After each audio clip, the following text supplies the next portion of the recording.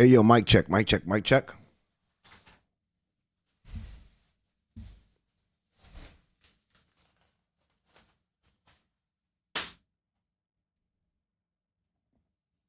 Let me get a mic check. All right, cool. Here we go.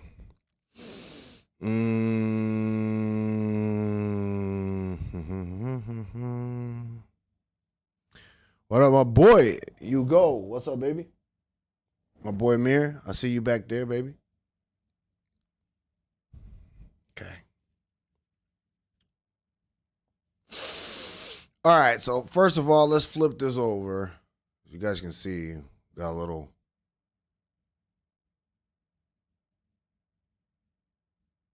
shake happening here.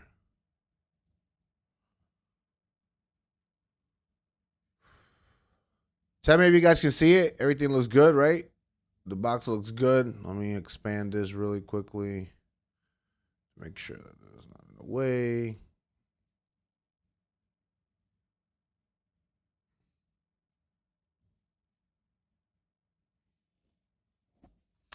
Dude, getting the setup done. Yeah, getting the setup done is so annoying. This setup.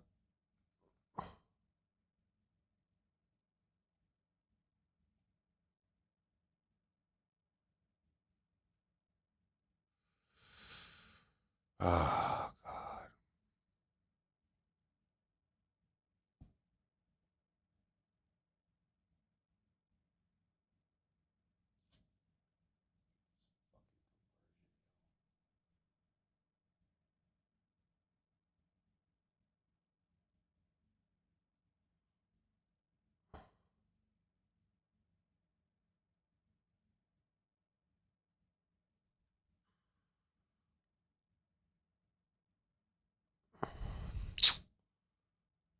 Fucking stupid ass fucking thing, man. All right, can you guys hear me? You guys can hear it. You guys can see everything is all set, right? No stupid stuff. Or ugly looking stuff. Of course, it keeps fucking selecting the one from behind. Que puñeta, coño. Maldita vaina del diablo. All right. Let me put on my headsets. All right, what is going on, everybody? It's your boy, GOATED TechneeX. I don't go by DBGTX anymore. My boy Amir. How you doing, man? What the fuck? How you doing? Long time no see, man. Long time no see. Of course I can't see my own fucking camera because this shit is all in the way. But I really don't need to see my camera now, do I? Now, do I? I don't think so. So let's cue the music. What the fuck, dog? Seriously. Like,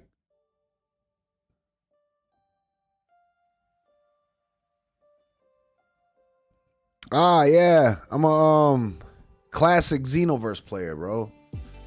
Do we play Xenoverse? You asked me that question earlier. We play Xenoverse, not like that anymore. I'm slowly but surely waiting for Xenoverse 2, the PlayStation 5 edition, come out. Then I'll probably really be playing Xenoverse a little bit heavier, because then I think that they're gonna go ahead and address the shit that I surely wanted them to address on the PlayStation 4, which they never did. Okay, so here we have it today. We have this. How much fucking power do I got? 66%. Okay. I don't need the cable. All right. So today we got something very fun to do. Like always, I tried to go ahead and provide some. Dog, why is it shaking like that? Y'all see it, right?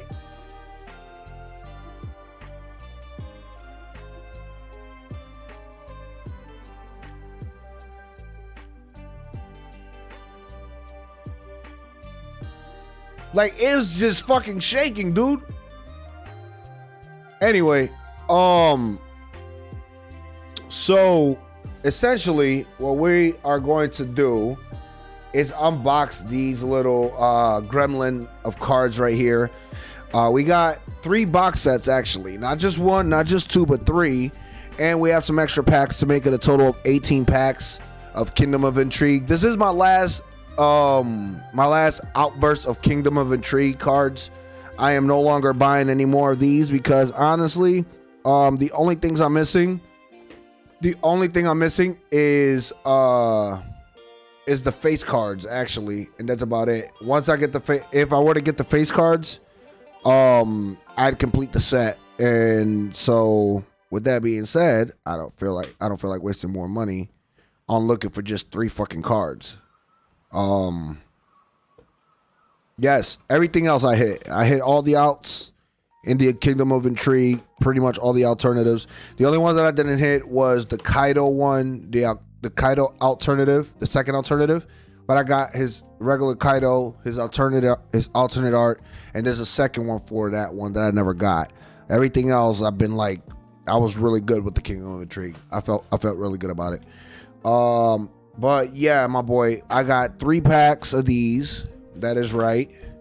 They also come with, let me give you guys a whole breakdown of everything that comes here, because of course it's very important that you guys kind of see, the shit for yourselves before I start going ahead and throwing stuff aside. So this right here is a deck holder.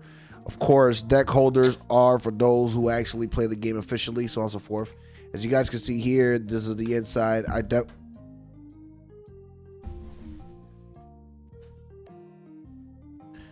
The holder comes with a separator and things like that. The reason why it comes with a separator is because these deck holders here are not designed for just one deck. They're designed for up to 2 decks. So you can carry 2 different decks here and separate them basically with this. Straightforward, easy storage. Finally got my hands on some deck holders because all of my decks are literally just sitting right here next to my computer, and they've been falling off. So I have to like literally reorganize everything all over again with this shit. Oh, there goes a few more cards. Glad those aren't cards that are in my fucking booklet or anything like that. Of course, with these packs or whatever the case might be. Yeah, of course with these packs. Fuck. Why am I all the way back here? All right, so of course with these packs, they come with 5 of these. As you guys can see, 1, 2, 3, 4, 5. 5 packs, right? And then a promotional one-piece collectible card game promotional pack that comes in there, which we will open shortly. All 3 of them, obviously. So let's see. 1, 2, 3, 4, 5. We got 5 cards here, right? We're gonna go to the next one.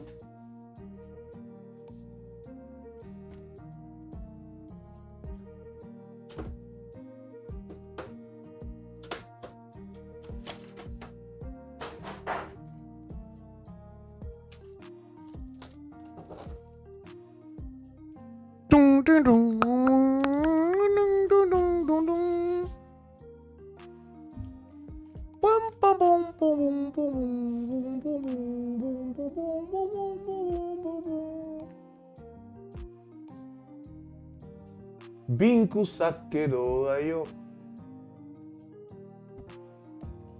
All right, another pack of cards. Stack 10.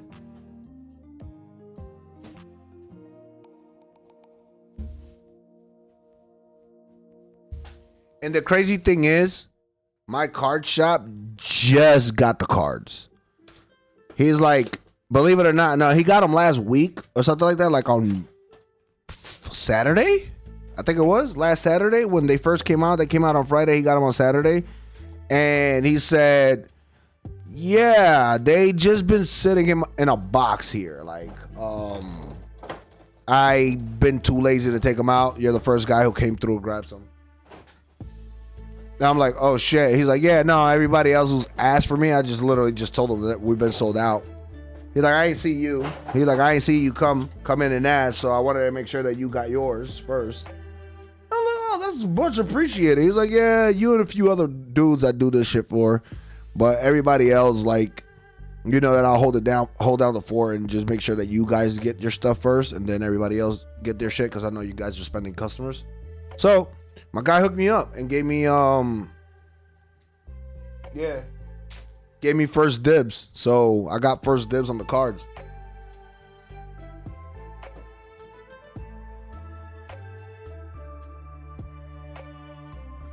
Yeah, I ain't gonna say that I got like complete super special treatment, but I definitely ended up hitting a lick where I went to. Now, of course, to round out the cards, I did get 3 separate packs, so I have a total of 18 cards, 6, 12, 18, or I could do what? 3, 6, 9, 12, 15, 18. There's no way to do it by 4, so I'll do 6, 12, 18, and I'll do it by 6, 12, 18 packs. Do it like that. 3 packs extras. These are the most random ones here. So, surprise, we could end up getting some really good hits on my final voyage to the Kingdom of Intrigue. Guys, I know you hear this a lot, but the fact that I can do shit like this and have an average of 5-6 viewers just come through, shit is crazy. Shit is scary. Could you imagine, like, if I had, like, the funds to actually push? Hold up, I gotta change this shit from Castlevania. Why the fuck am I still on the Castlevania, dog? This is what I mean when I change the stuff and it still doesn't do it. One Piece T trading card game. Card game tutorial. Here we go. Done. Amir.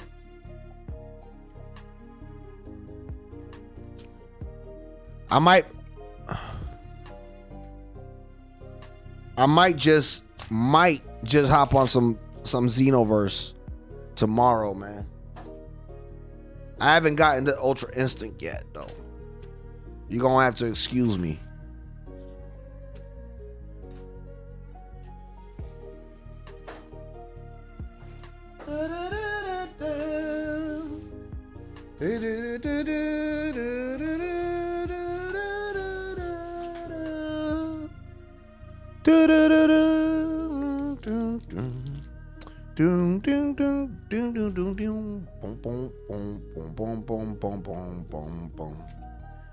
All right, here we go. Shuffling the cards. Shuffling the decks. So we don't have anything in order.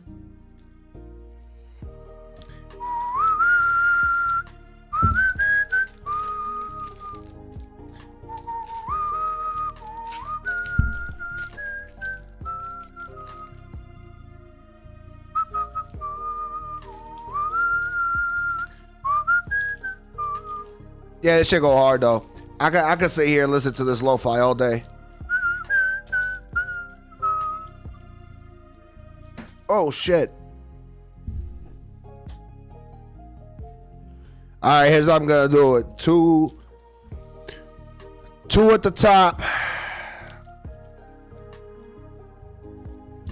2 in the middle. 2 from the back. Pause.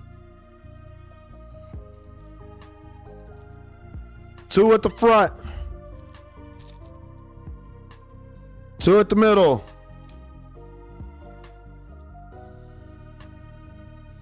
And 2 from the back. Pause.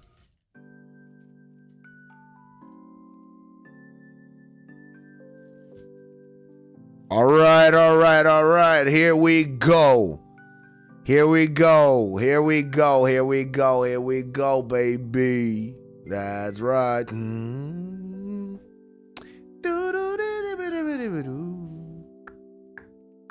Here we go. Who's ready for this shit? Let me go ahead. What the fuck on my sleeves? Okay, I got my sleeves right over there. Got it. I just knocked the shit out of my fucking phone again. Okay, let me move this shit to the side right here.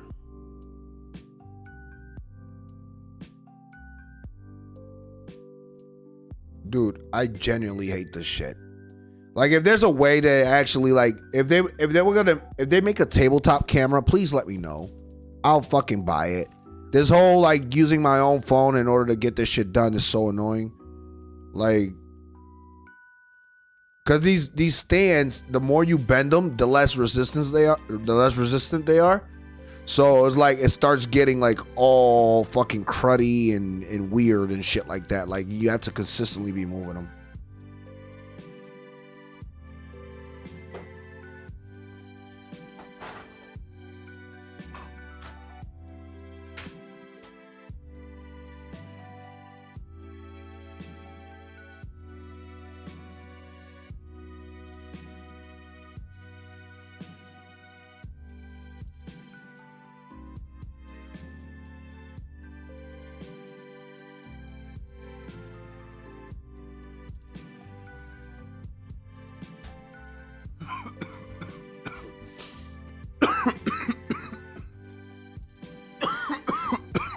Here we go.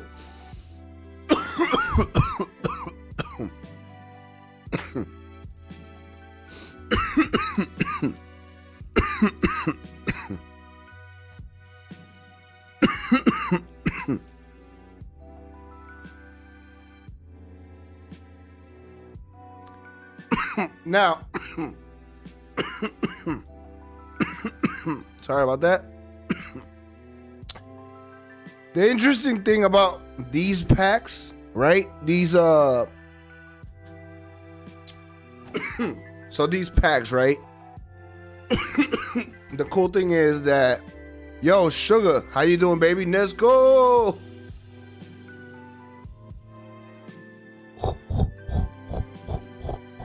Vámonos, coño. What's up, baby? So the cool thing about these packs is that these in here, right? They're not guaranteed. So they're not guaranteed. So you could get whatever the fuck you want in here. It's random. These are random. These are not like, oh, you're guaranteed to get this, that, whatever. You could get 10 VV cards. Or you could get 10 white beards, 5 white beards from here. Because they're random packs. These are essentially the booster box elite trainer boxes for the One Piece trading card. And I'm in for this shit. I'm in it because this randomizes shit. This makes it feel like I'm going on a journey, on an adventure, and not necessarily like set for like, okay, it's going to be a guarantee that I'm going to get this shit. I like the random shit. I'm sorry, I'm a random motherfucker. Y'all already know that I play all these different kind of video games. So because of that, that's why I feel like this is overall a better experience when I do these kind of cards and these units. But here we go. Before I do this, right? We're gonna do this. Right? It's only right. It's only right. If we do one, we do the other. So we're gonna do, for every 6 packs, we're gonna open up one of these.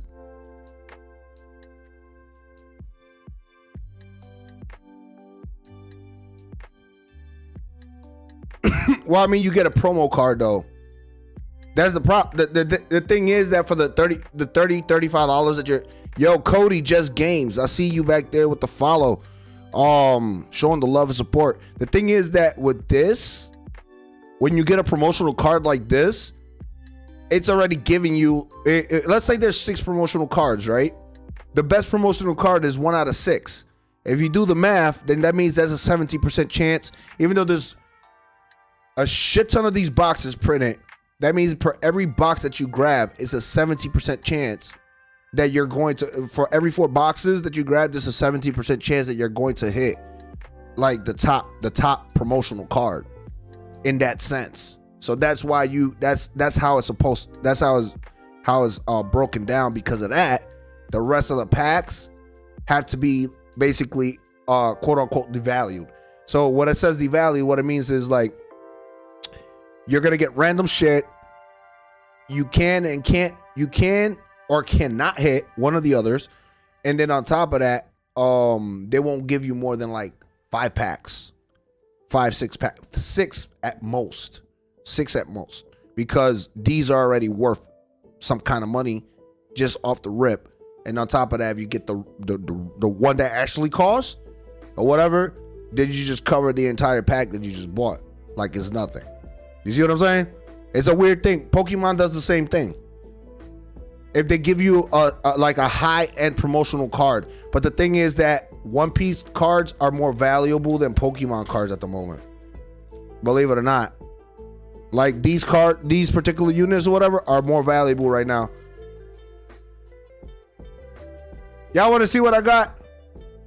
Y'all want to see what I got? Y'all want to see what I got? Y'all ready? Y'all ready for this shit? All right, let's start off with the promotional pack, cause I'm feeling good. Here we go.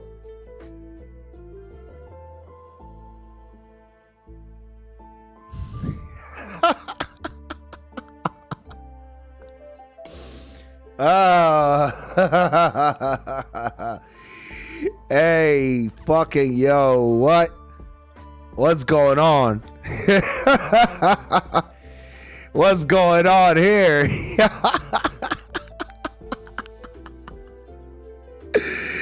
Ah, shit. Lend a hoe. Oh shit. Oh shit. This is what we doing? This is what we doing? I'm feeling good. Hold on. I'm feeling good. Hold on. What's behind here? What's behind here? Gang, gang, gang. Gang, gang, gang, gang, gang, gang, gang. I'm feeling good, baby. Ball Hancock. Let's see what's behind here. Hold up.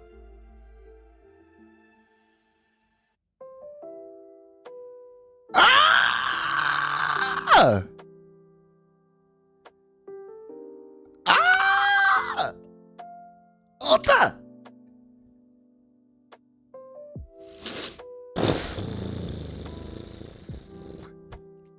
Ulta!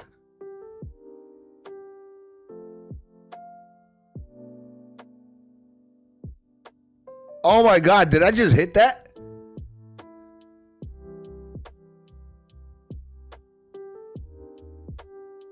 Just like that. Just like that.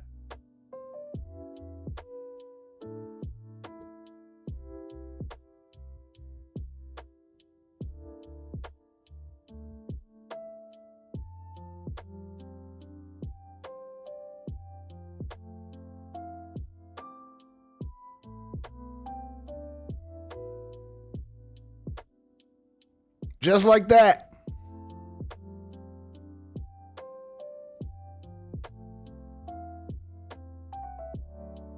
All right, so what are we talking here?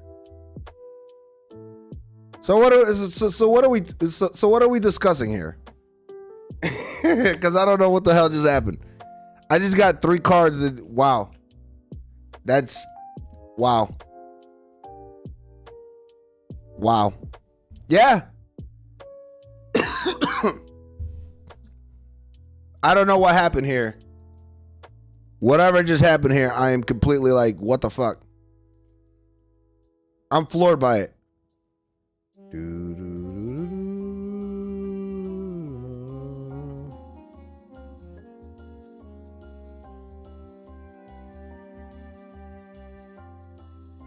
They're definitely Chase.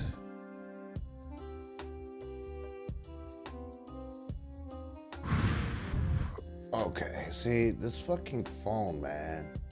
This is what I mean when I tell you guys, like, this phone is just, it's like, it's doing, it like, little by little, I could see it curving.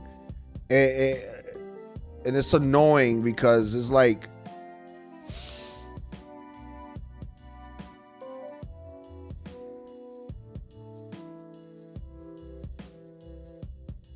okay. So the camera angle looks good, right? The camera angle looks good.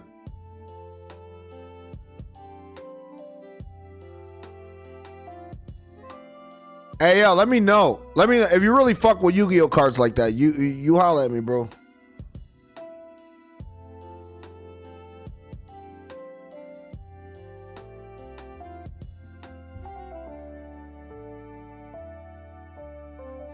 Yeah, I fuck with Yu-Gi-Oh.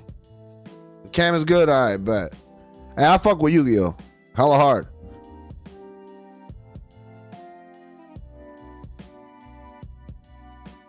If you fuck with Yu-Gi-Oh like that, you let me know in the comment section. I'll fucking buy Yu-Gi-Oh packs too. And do Yu-Gi-Oh unboxing.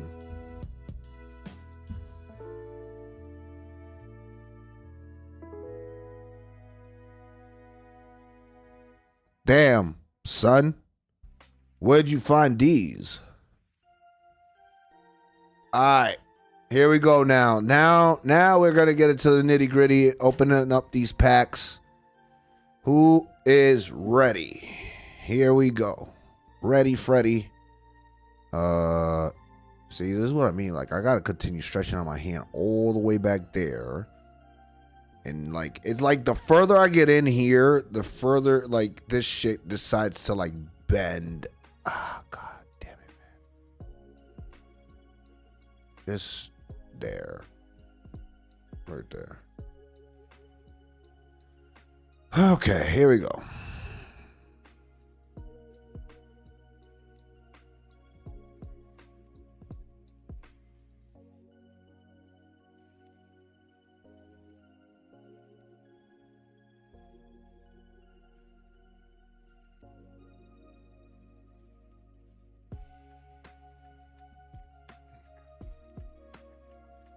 Okay, here we go.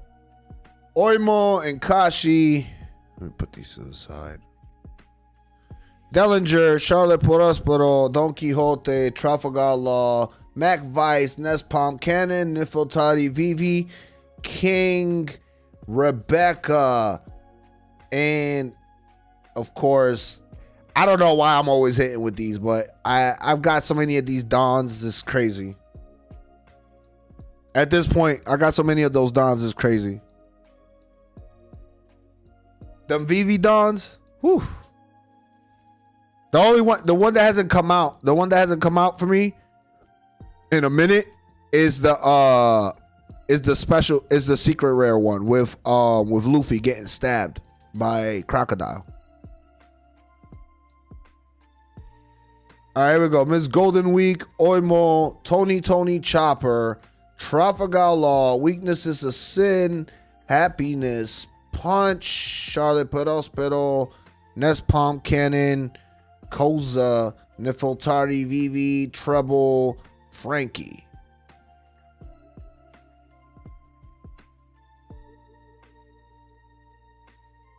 And I have a whole stack of cards that I might have to go through later in order, like,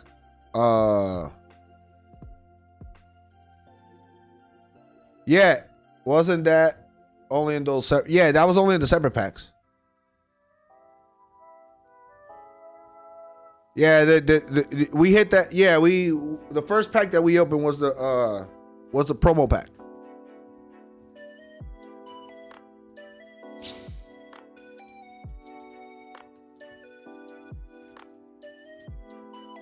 Oh no. You talking about the special, you talking about the secret rare card, the secret Dawn card? No, it's what's it called? That's the secret Dawn card for this pack. That's the special rare one. The for the Kingdom of Intrigue is the one that Luffy gets stabbed. There's 3 Dawn cards. The ones that usually come out is the first there's 3 different Dawn cards. There's the Don Quixote one with him smiling, right? Then there's Vivi, and then there's the crocodile one. The crocodile one, I've only gotten one, and I've opened up like damn a shit ton of packs. I've only gotten one of those. That's how you know it's exclusive. Or else they would have came up left and right. Tonoyasu, Nefeltari Cobra, Super Spot Bill, Jack, Diablo Jambul, Colors Trap, and another fucking pal. Dude, I have so many pals. Dude, I'm sending you like 2 pals, bro. Already.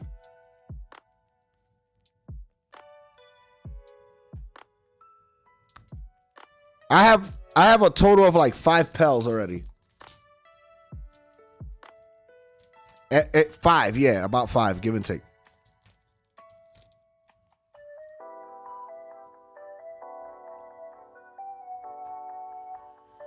Okay, here we go. Yo, what's up, Rush Storm? Kuro Pound, Corrida, Miss Mary Cherry, Don't Think, Atama Flapping, Mr. Gardino, Hajrudin. Pretty much Who's Who and Crocodile. I'll sleeve up this Crocodile though. It always looks good.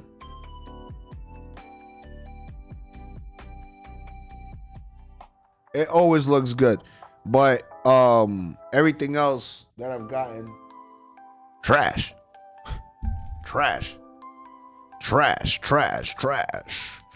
Trash. What smells? It's trash.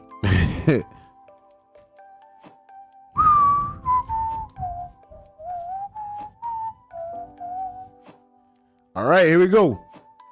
Ice Oni, Tony Chopper, Daddy Masterson, Tom, Nami, Tonoyasu, Corrida Coliseum, Lao G, Gum King Pistol, Mr. Ford, Trueno Bastardo, and Sanji.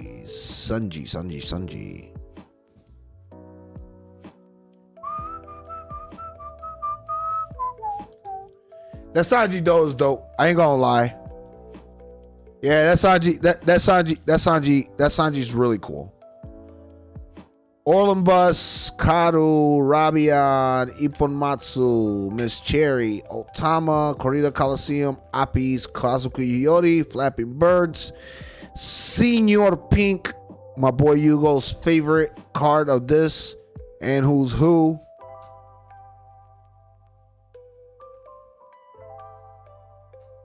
I realized the pattern here. His alternative is actually fucking crazy, though.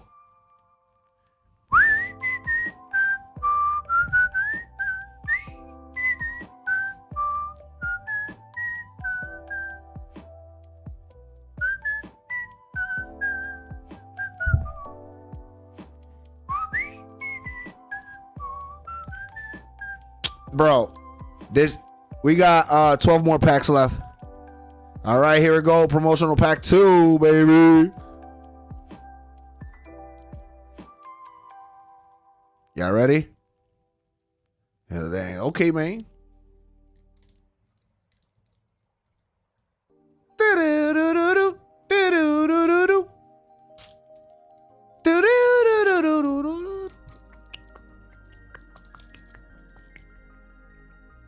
All right, we ready?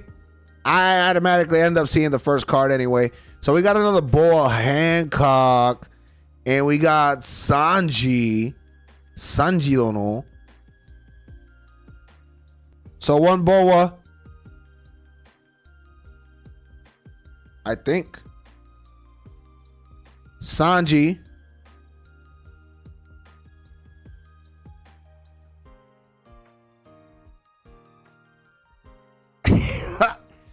Furanki. Yeah.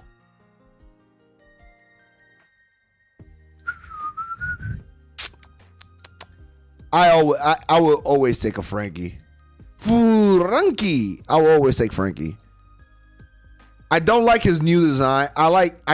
Being honest, his new design it still has a lot of work to do for me.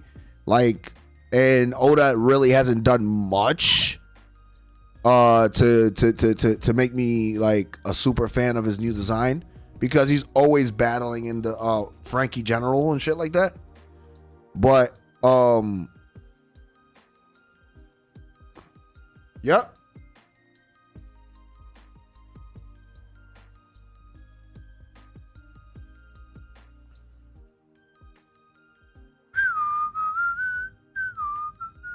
Yeah, the Boa Hancock one is up there. See, my issue with Frankie is not my issue with Frankie was that it's not Frankie himself, it's the design and the role that he's been relegated to. Frankie's role's been relegated to beating up the muscle head of the other team and running around trying to basically be backup to everybody else. That's it. That's Frankie's role right now. Back up to everybody else and beat up like the biggest or the fattest guy on the other squad, or the one that has the biggest durability. So when that happens, then it really goes into that direction almost every fucking time that I see a Frankie fight. Look, the last guy he fought Page 1, and Page 1 like just wouldn't fucking go down no matter what, right? Then before that he fought Senor Pink, the same kind of concept. Senor Pink wouldn't go down. It's like, no, he hasn't. It's hit. The fact that I get it that they needed a shipwright, someone who could understand the ship, build the ship, and continue to improve the ship and things like that. But at that point, everybody's just asking like, what else is this guy going to, apport to the fucking story? Because like Brooke is the musician of the story, but Brooke literally went up against Big Mom. Come on. Like that's the shit that I'm saying. Like, I personally don't like Brooks at all. Brooke is one of my characters. Like, I get how a lot of people have him as a fan. I don't fuck with Brooks like that. Like, I don't fuck with Brooks like that. On some real shit. He's a fan favorite, but I fucking don't like Brooks like that at all. Like, I don't fuck with him like that. Like the whole panty jokes and shit like that. Those obnoxious jokes. That shit just puts me off. I'm straightforward with that shit. It completely puts me off.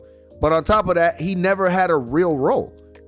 Coming into the second half of the story, that's when they finally when I saw him doing the whole ghost thing and infiltration and all that shit, and then he fought against Big Mom. That's when I knew. I'm like, all right, yeah, he the truth. He's bigger. You know what I'm saying? He's bigger than just I'm just the guy here that freezes everything and that's it. Because he was so one-dimensional. Freeze. Sword slash, put his sword back in, everybody freezes, and then he'll run off. And shit. Like I'm cool with that. I'm cool off that. The whole being a pervert shit also is annoying. Sanji's annoying to me, bro. Like I'm glad that the nosebleeds and the whole all that stuff has been relegated to the background in the second half, and that Oda has realized that as time has gone along, we're no longer in that fucking era. Does that make any sense? Like we're no longer in that era where people would sit there and I get the gag, and some people do like the perverted, character that also is extremely strong. But I'm fucking glad that Oda has moved away from like consistently shoving Sanji in our face, having a nosebleed over some fucking chick that just showed up out of nowhere, like he's fucking Johnny Bravo or some shit. Like super annoying. I don't care if he's like swooning for Nami. You understand what I'm saying?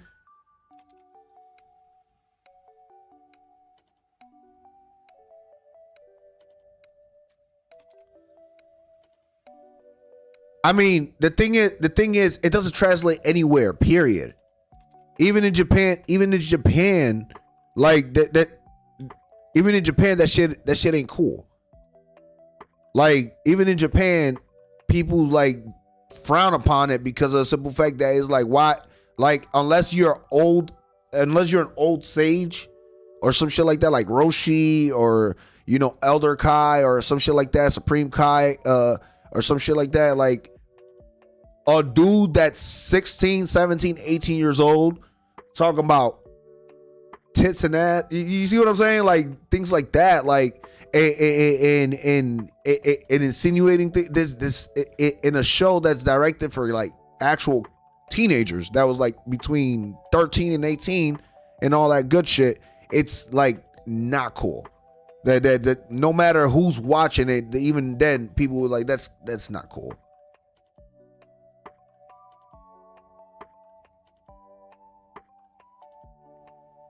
Like that shit ain't cool. No, it's because the real reason is because the laws have it set up. The law were pre-established. The pre-established laws.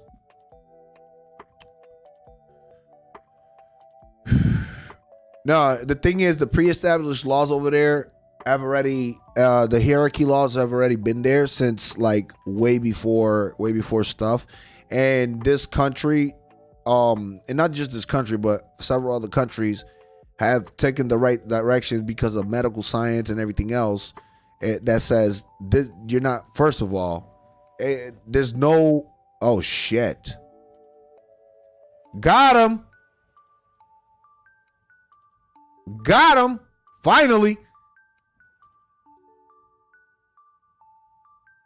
Finally. Ah, shit. You go.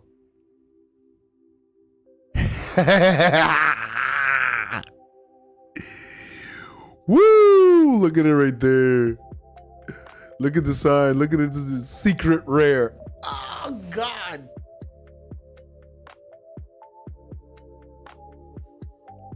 Got him. Woof. Fucking W.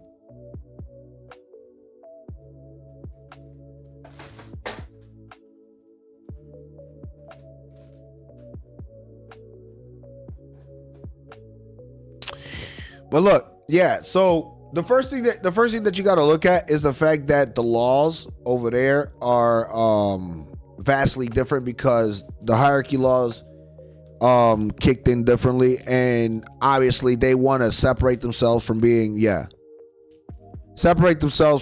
like the West for one, and two, they have their own thing that it's kind of hard to just say let's do this and everybody just follows or whatever suit, because Reason A, reason B. Now you could tie that into A, they like the way things are. B, yeah, oh shit, for real? Nice. B, you gotta understand that the people in power are people that otherwise would get very highly criticized because they personally are probably either married to somebody who's extremely young or something like that, or younger than them. 3, you're gonna have to look further and deeper in that layer, and like you said, it's such a widespread problem at this point that it's like, yeah, but don't think that it's just okay, it's a tap. It's not, because if you get caught and there's enough evidence that that's what's happening, that you are like genuinely, like if you did some crazy shit, you know, like the R word or something like that, and you get caught, yes, you go to jail for a long time in Japan still. So on and so forth. It's just, it happens, believe it or not. Don't go off the fact that, oh, you get assaulted. No, like, yeah, it's life, man. That's life somewhere. Japan ain't the only one that does it. You have folks from the Middle East that have their laws set the same way, set certain ways or whatever the case might be. Look, check it out. There's a thing in the Middle East, right? And I don't know what country. I believe it's Saudi Arabia, if I'm correct. Don't quote me on that one, because I believe it's Saudi Arabia, though. But if something happens to you as a woman, right? Like, if something happens to you as a woman, then, and we talk about, you know, the whole assaulting thing. If something happens to you as a woman, right, and you go to the cops and you talk about it or whatever the case might be, you get shamed for it. You're the one who gets shamed. And on top of that, by law, there could be a big possibility that you can get, like, you could get, like, killed for that shit. On some real shit. Like, it depending on the severity, they could put you to death, depending on the country. So it's imperative to tell you that, yes, there's so many different screwed up shit out there in the world, but like that, yeah, just feel good that you live in a country where, you know, you as a woman, people say that it's bad, but trust me, it's worse in a lot of other places. But the whole age of consent thing, yeah, man, you gotta, that's a nasty slope for a lot of folks, bro. Like, you being 40, messing with a 13, 15-year-old, things like that, like, yeah, dog, yo, go. I can't say those words. I can't say the words that I would like to say there, because I would end up getting in trouble and probably get suspended. But you know, you already know what I would say right there. And it starts with a K and it ends with an F. Certain set of words. Kudos, Sanji, Hanger, Tomoyasu, Trafalgar, Rocky, 13, Nest Palm Cannon, Queen, Crocodile, Rorona, Zoro, and a spider web shot.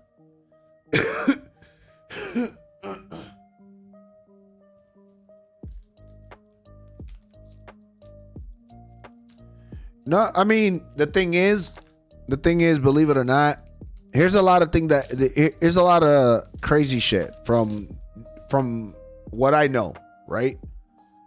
From what I know and from what I understand, right? When you're indoctrinated in a certain lifestyle or in a certain way, right? You don't question shit. And when you do question stuff, it becomes a problem with the older generation, okay? So when a lot of things are implemented, right? And so all these things are implemented, the parents teach you, hey, be careful with this, walk with pepper spray, et cetera, right? But it's been so indoctrinated and so into the culture, and not even culture, into the society, that it's like a part of that society. No matter what we're talking about, whether it's the thing with Japan on the trains and so on and so forth, or it's like in the Middle East where like you have to wear your hijabs and you can't walk outside with your hair down, or if you get assaulted, depending on the level of what happened to you, it could become a problem. Things like that. You see what I'm saying? Like it's all part of the ingrained society. And although we're freedom thinkers, and in the West we have a more open thing where we're like, that's unacceptable. You got to understand that the people who've been indoctrinated and live with those laws for all their life, they know how to navigate those waters, right? And it's unfair as it is from the outside in. Believe it or not, there's a lot of them that will turn around and tell you, don't fucking get in the middle of this shit, because the simple fact is that you don't understand. And when they say that, you understand what I'm saying? When they say that you don't understand it, it's the truest of feelings. You don't understand, because that's not your shit. It's not for you to be putting in your point of view from all the way from your computer across the fucking ocean. So those kind of things like actually apply.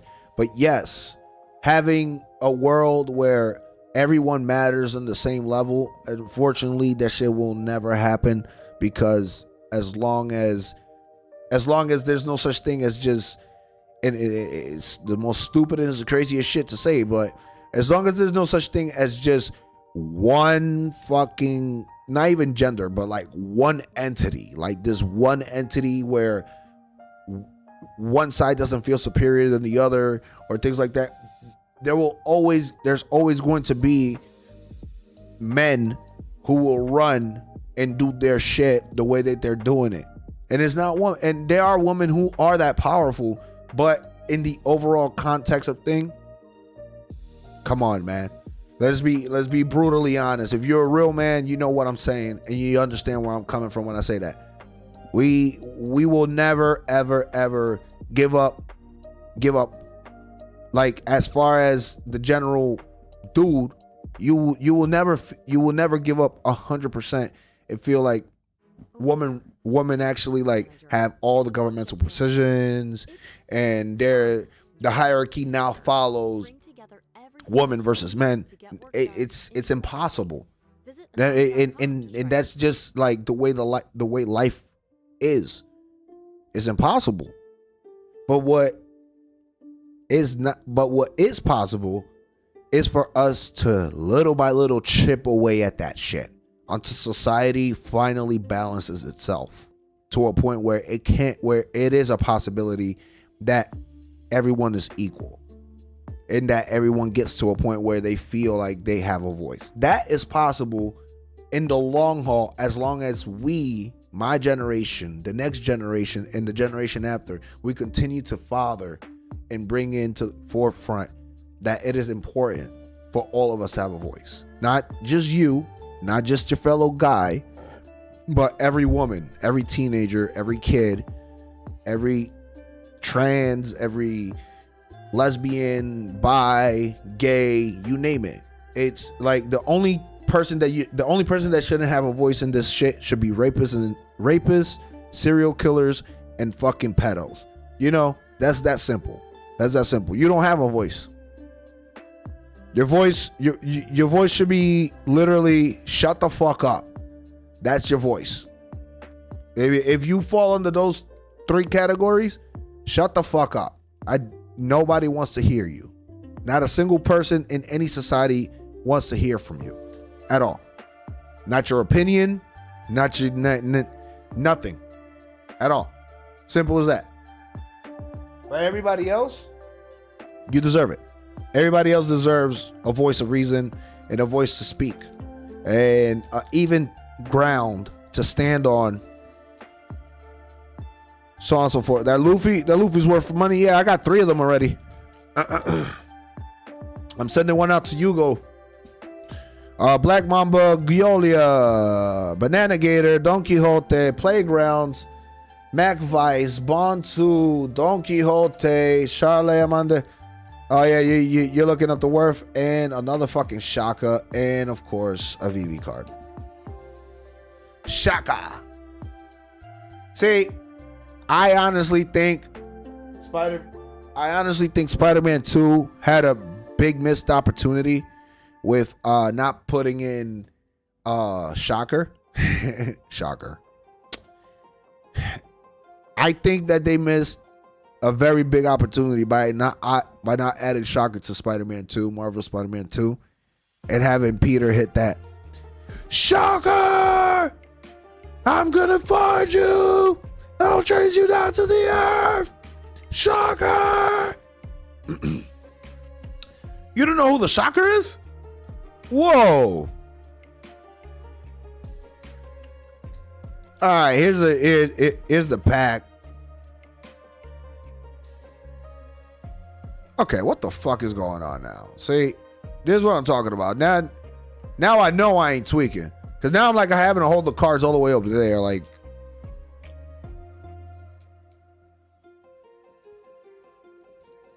All right, here we go.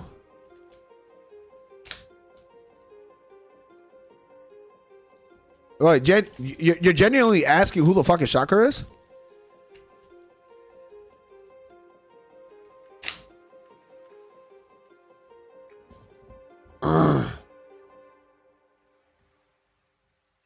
Yeah, you're asking.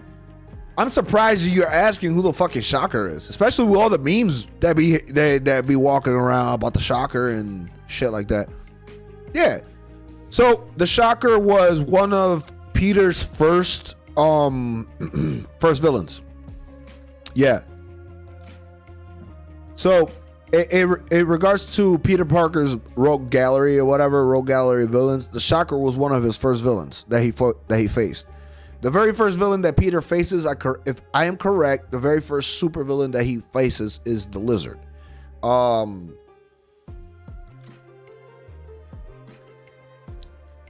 the Lizard, the Lizard?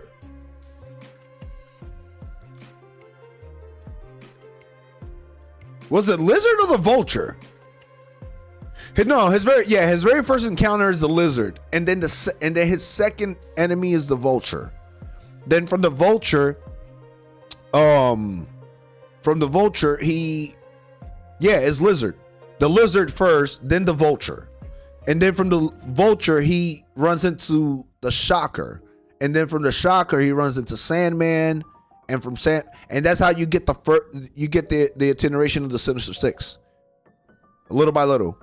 So once you get everybody out the way like that, so because the Lizard, then the Lizard, the Vulture, Shocker, Sandman, the Rhino, I believe, afterwards, but some of them weren't really major villains until like later on. Like they were remade and redesigned to be major villains or something like that. So like the Rhino has never been like a major villain, like he's a smart ass guy, has a major plan, etc., etc. You see what I'm saying? Like Chameleon or some shit like that. You see what I'm saying?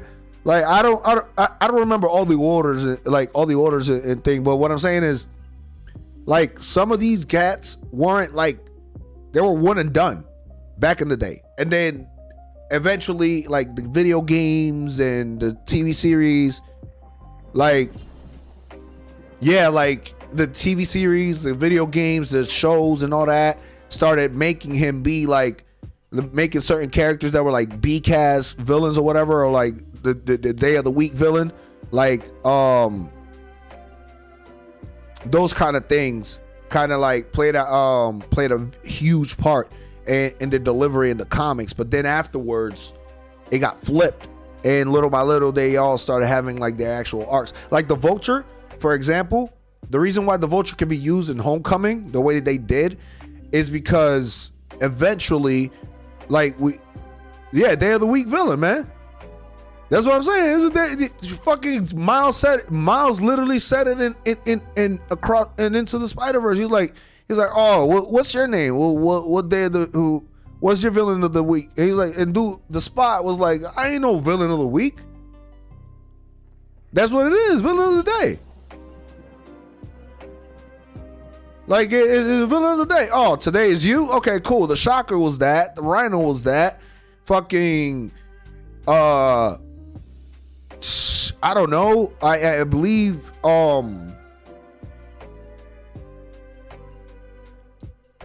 there's quite a few of them. That were like villains of the day that turned into like actual thing. But then major characters that were really like Doc Ock had returns, you know. You had Doc Ock, you had eventually when the Kingpin finally crossed into Spider-Man, and we had the crossover Spider-Man Daredevil. That shit was nasty, yo. The Kingpin was crazy. The Kingpin arc was crazy. And then the Kingpin started becoming little by little Spider-Man staple. You understand what I'm saying? Like more often crossing over with Spider-Man a lot or whatever. All right. 3, 2, 1, here we go. Oh, we start with another Trafalgar. That's 2 Trafalgar Laws. We got Yamato.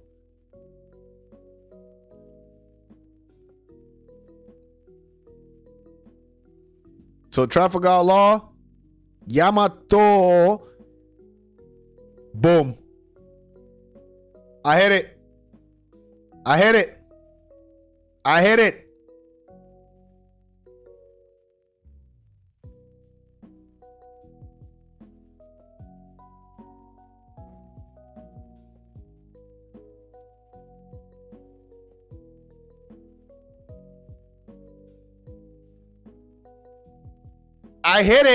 It's done.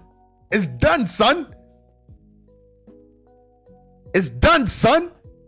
It's done, son. It's done. It's right there. This is the most sought out promotional card.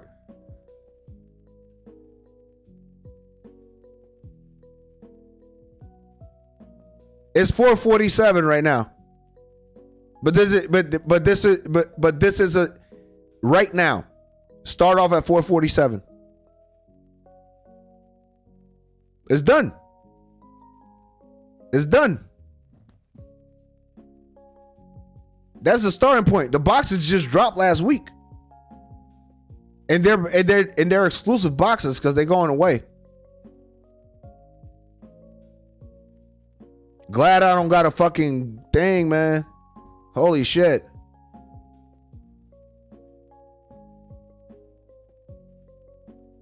The Yamato's 940. What's the Trafalgar looking like? Says you pricing the Trafalgar is like what, $2 maybe? Give and take.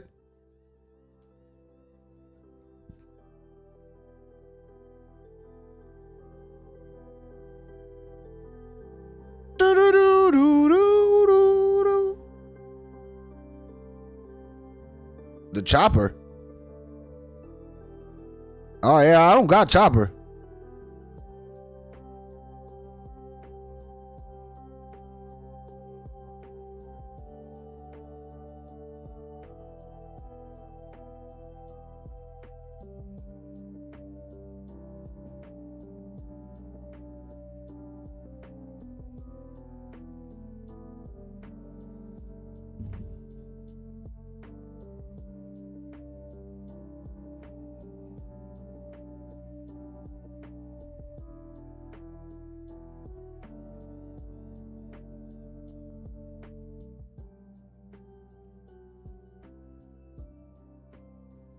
Damn, this shit is insane. This is insanity, bro. This is insanity, dog. Frankie's the highest one at 10? Shit. Don't mind me.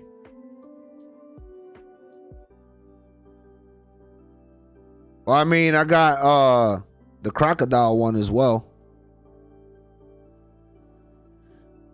Yeah, the value of the cards differ based off on who it is. You could start off literally with the card costing like $3, and then that card itself turns into like a $200 card because it's not so often that it comes up. I need to look. Do we know the price on the chopper?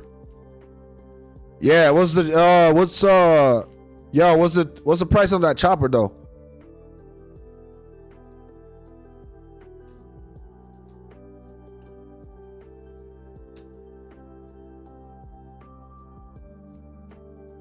How about Chopper? Tony Chopper. Beej. The promo chopper.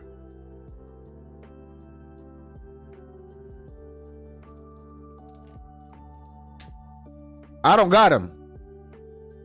I'm assuming that Hugo has him.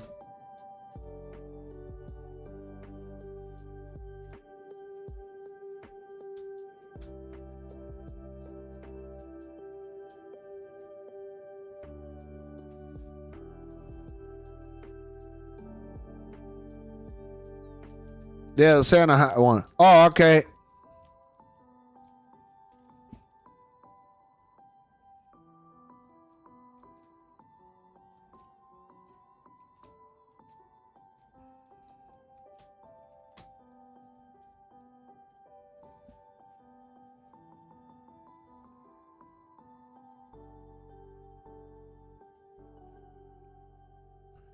Chopper was 12 earlier today? Holy shit. That's crazy. 16. Jesus Christ.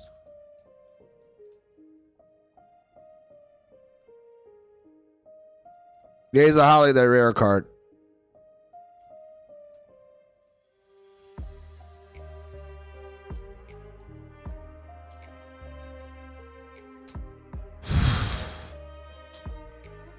Fucking bullshit, man. Every time if I see Rebecca, I know I'm not hitting. I'll trade you my chopper for that Duke trophy if you're with it. Yeah, I'm down. I won't be able to send it to you in the box now because the box is already packed up and shit. But yeah, I'm down. That's fine. I'll send you the Duke.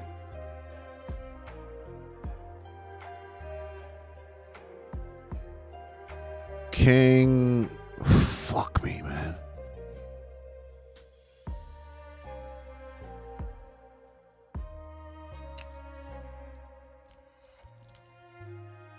Facts.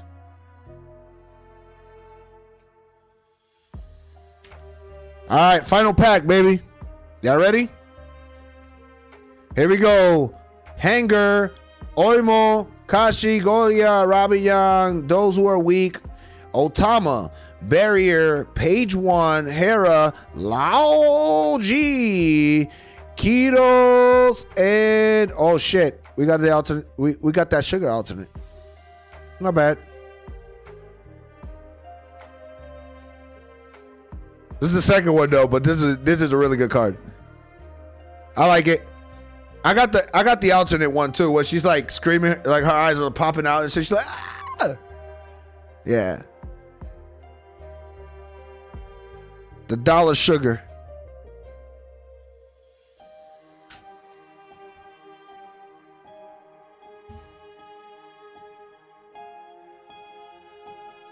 Oh yeah, no, this was definitely goated.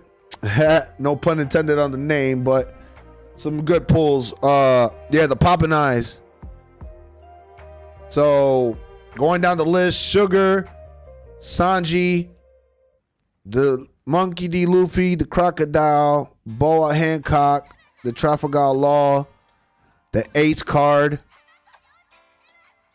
Yeah, the Poppin' Eye Sugars, I got it. Utah, Crocodile, Ball Hancock, the Yamato, another Trafalgar Law, the Drinking Frankie.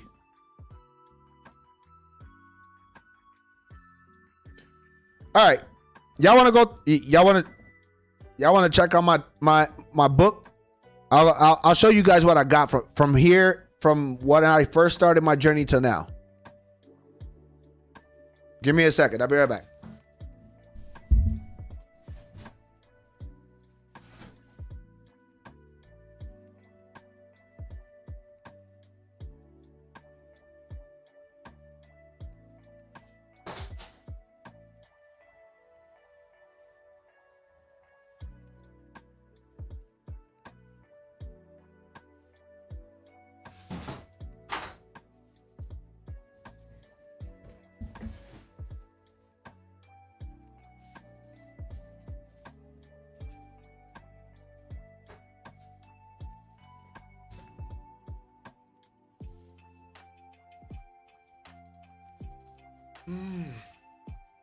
Hey, Latina Princess, by the way, welcome to the lobby and welcome to the live stream. I hope you do enjoy the content that we got going on here. Let's open it up.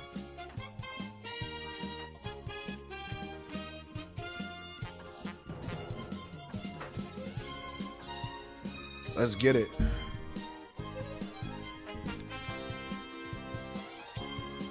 Shit.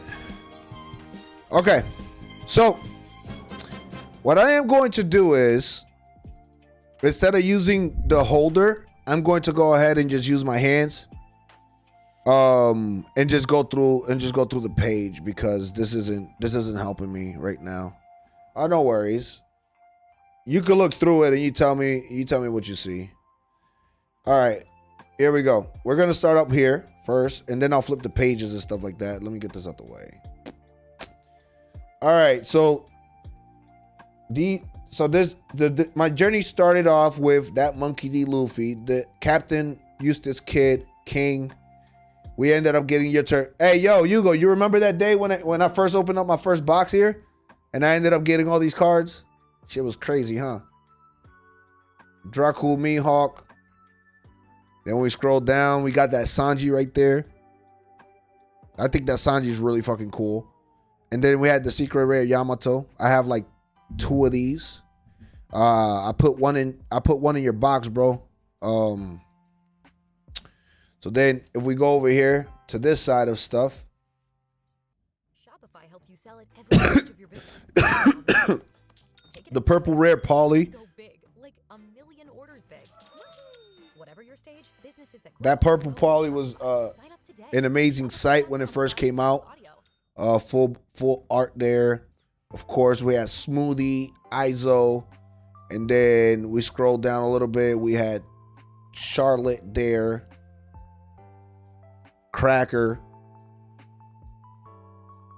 Polly price is rising big time. Yeah, the Cracker here, full art Cracker, of course, brand new. And then over here we have Ball Hancock, the Inuarashi promo card, the Khalifa, Usopp, Marshall D. Teach, Thunder Bagua. These are all regular cards, as you can see. Kozuki Momonosuke. Then we have Nami, the Ulta, Overheat, Gecko Moria, Beppo, Nico Robin, Bruno. All of these usual cards there, usual stuff there. Those are obviously the common ones there. Page 1, Black Maria, Jack, Drake, Denjiro, the Luffy, Bartolomeo Kuma.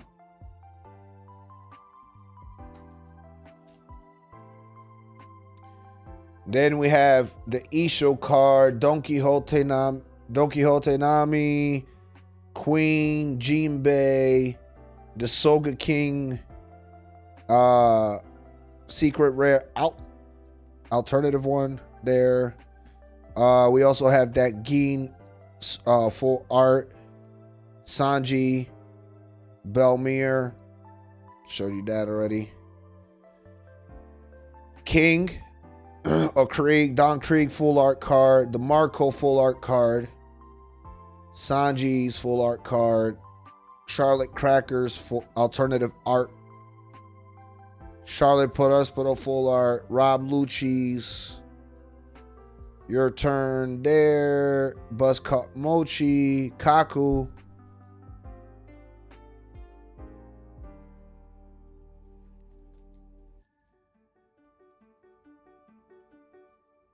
Running Usopp. Kokoro. Fire Fist. Marco. Thousand Worlds. Paradise Totsuka. Then we have Judgment of Hell, the alternative art Nami. I think this is a secret rare for that pack. One of the secret rares. The Monkey D. Luffy from the movie as well. The alternate art Trafalgar Law. This was highly seeked at one point. We have the full art Jack, Overheat. Kaido, full art Kaido right there. Trafalgar Law, then Perona.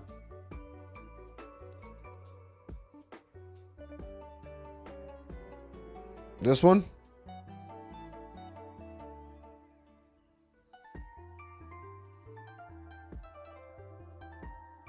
It's at $45.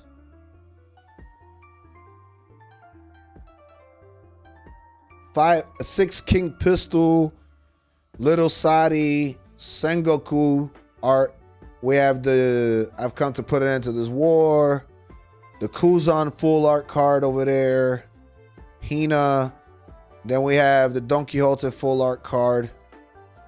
There. We have the Yamato full art card. Alternative art to the alternate art.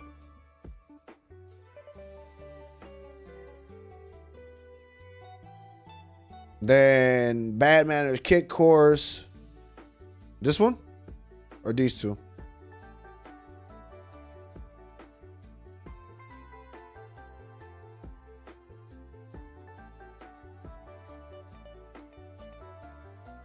That's a big boy?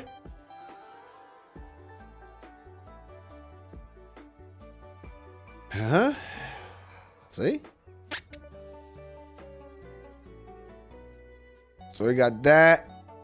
We got the Ulti, Bartolomeo, the Kaido.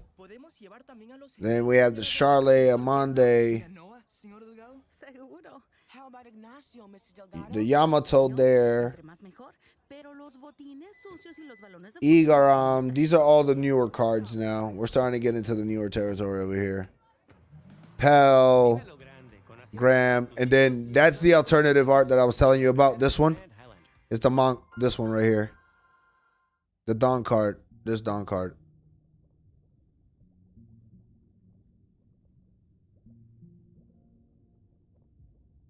I've only gotten one of these.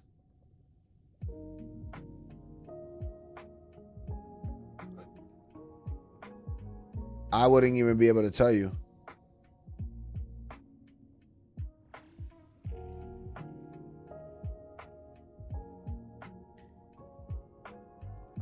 Then I got the Vivi full art. The Luffy full art.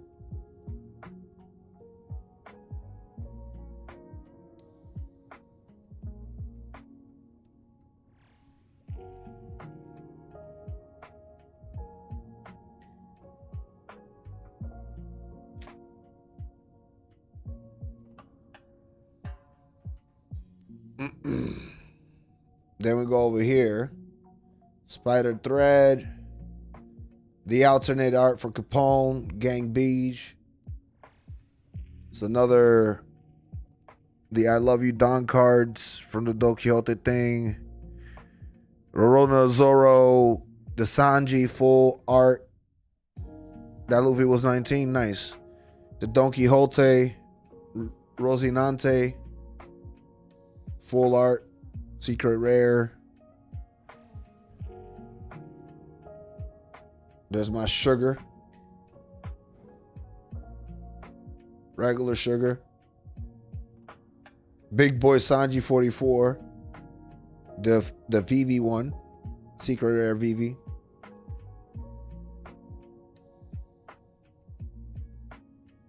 Then we have Miss All Sunday.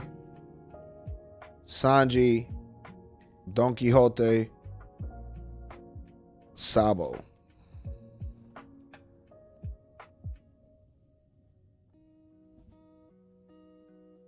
Yeah, a lot of people hit that VV. A lot of people hit that VV.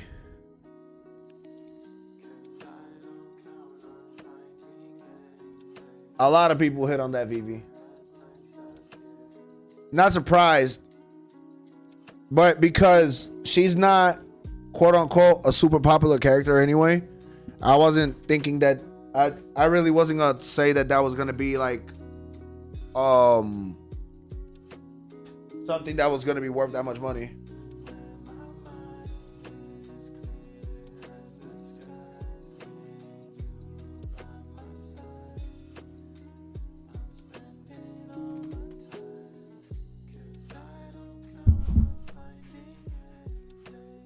Yeah, it's what was I looking for?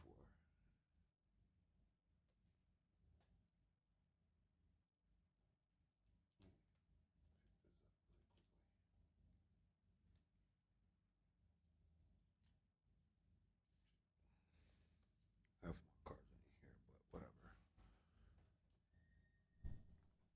What the fuck was that? I'm organizing my stuff really quickly. Give me a second. It's an incomplete deck. Got some incomplete decks here.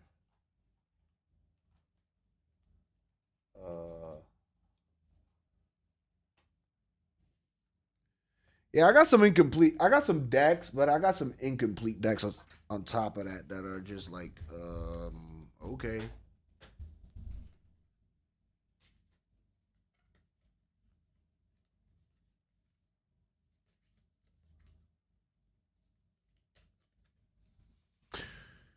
I was looking away, so I'm gonna probably have some good ones. The Dolphin is your best card from what I saw. Yeah. So far, I'd take that. That sounds about right. The earlier units are always going to be the ones that that are going to cost more because they start running into what the exclusivity territory kind of thing.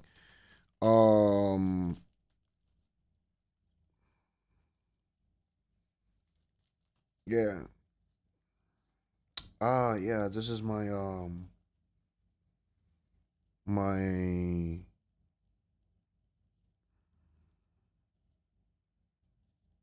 Charlotte deck.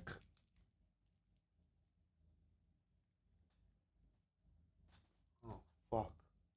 Give me a second, guys. Hold on. Hold on a second.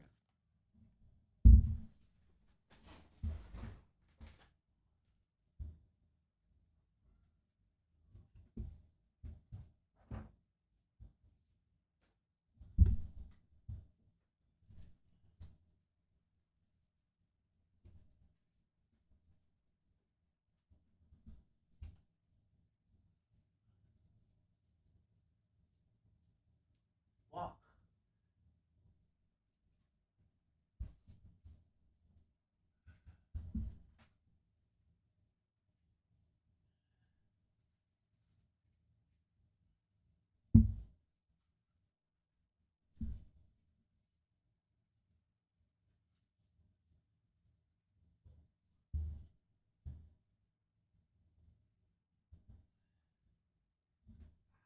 Toe.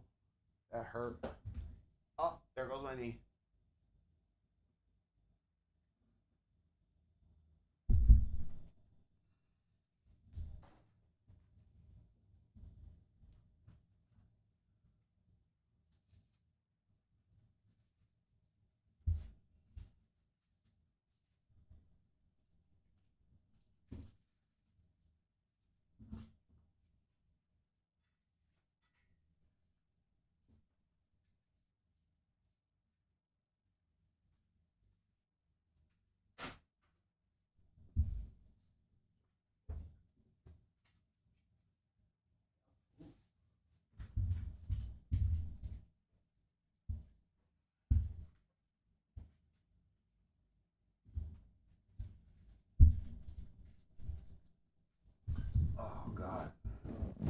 All my cards like just flew everywhere. Yep.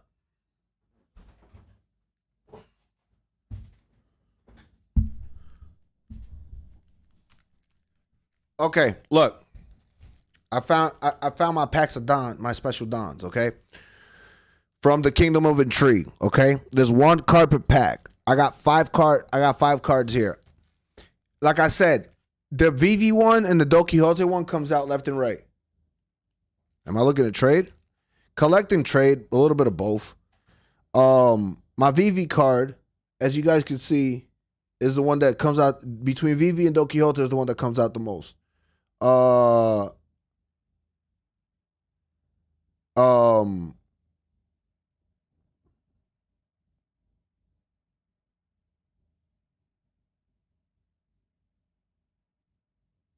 I like the fact that what's it called? I like the fact that I started a Discourse.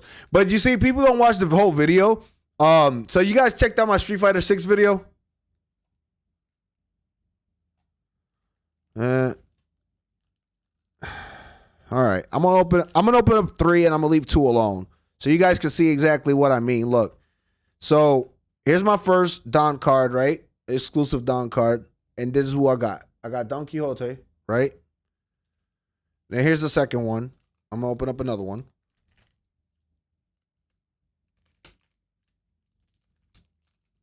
Oh man.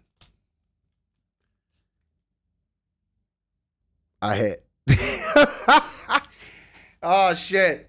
Oh God.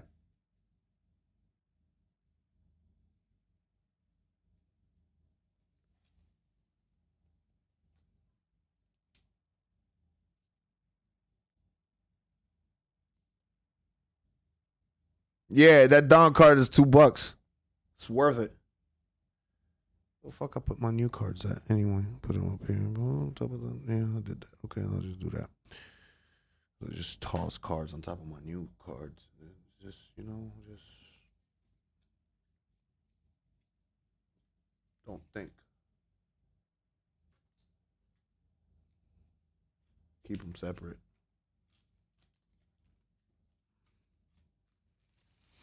Okay. The last one. I'll leave the last 2 alone. Watch this one be another fucking Rosinante.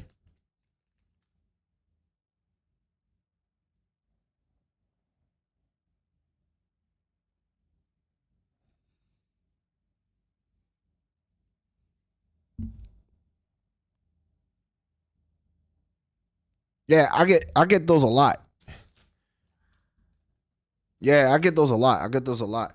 But look, let's check on something really quickly because this is something it's something very fun to do here and there.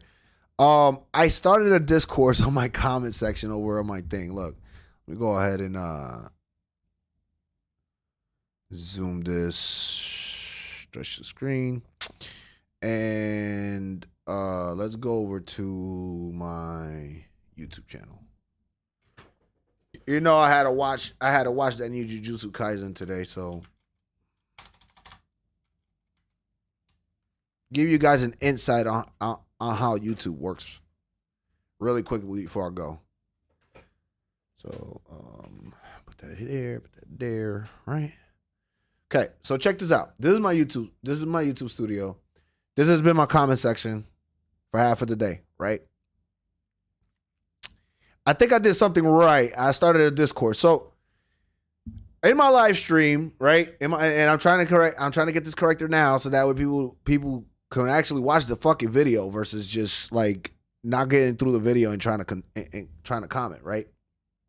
Look, in my latest video, and I'm going to go ahead and address it here because it has to be addressed here. In the video that I did before, did this? Wow.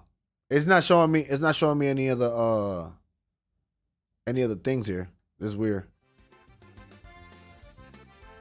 It's not showing like any of the views and things. Anyway, it does that weird stuff. It takes a while to kick off.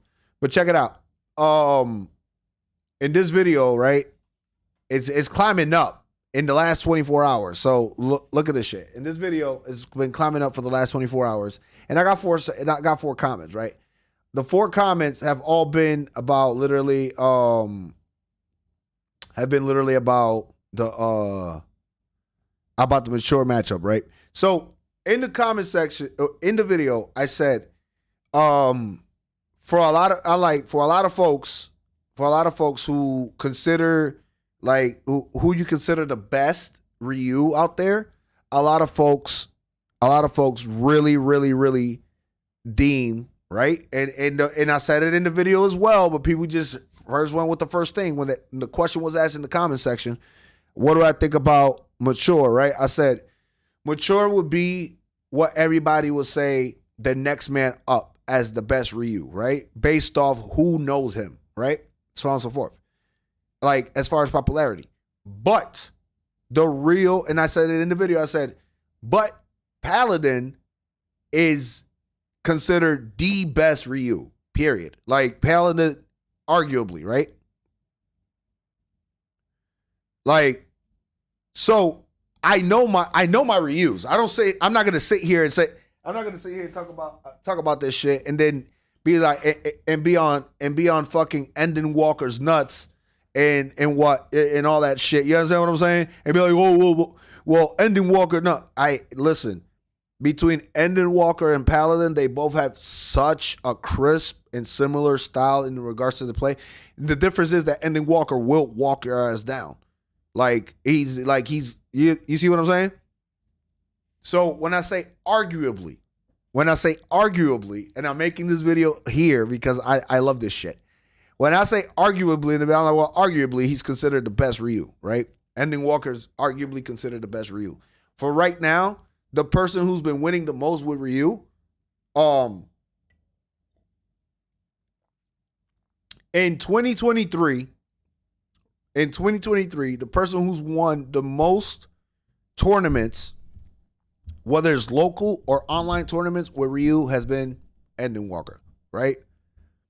Going into any competition and so on and so forth, in 2023, the word's been, this guy. You see what I'm saying? Like, this guy right here is a fucking beast. So on and so forth, right? Not dismissing what I've said already about Paladin, because I already said it. I said it time and time again. If you're looking at the one-to-one sheets, right?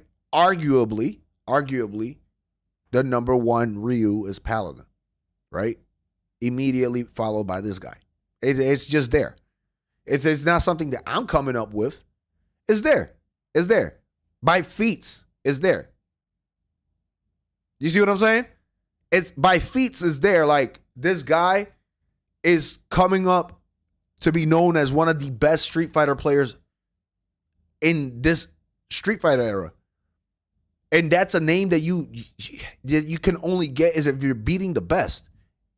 You understand what I'm saying? If you're beating the best and you're making a name for yourself and you're like dog walking half of the competition with a character that everybody thought that it was just or mid-tier, high tier or whatever, and you're making the character look that much better than what it is, there's very few people that could do that.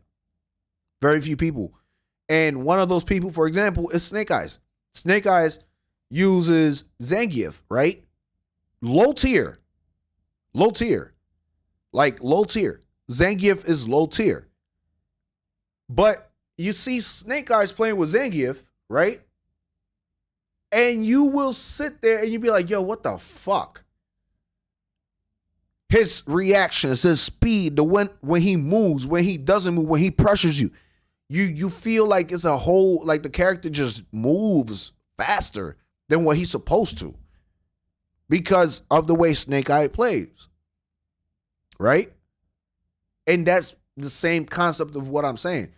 I don't know. And my thing is, I don't see certain characters. There are certain characters that you see and certain characters that you don't see. In Street Fighter 6, you barely see anybody playing Zangief. There are Master Zangiefs, there are whatever the case might be, but well-known players is like 3-4 people. The same thing You understand what I'm saying? The same thing will happen with other players like Lily, for example. Right now, my boy Chaco Tay, Chaco is the number one Lily, quote unquote, the number one Lily in the world based off his MR points. He literally dominated master rank with his Lily.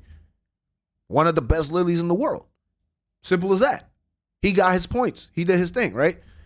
I don't know if there's other people that are better than him, but at the same time, you don't hear it. These are the things that I tell a lot of folks. Like, there are players out there and people out there that are fucking monsters, but they never get the spotlight like that.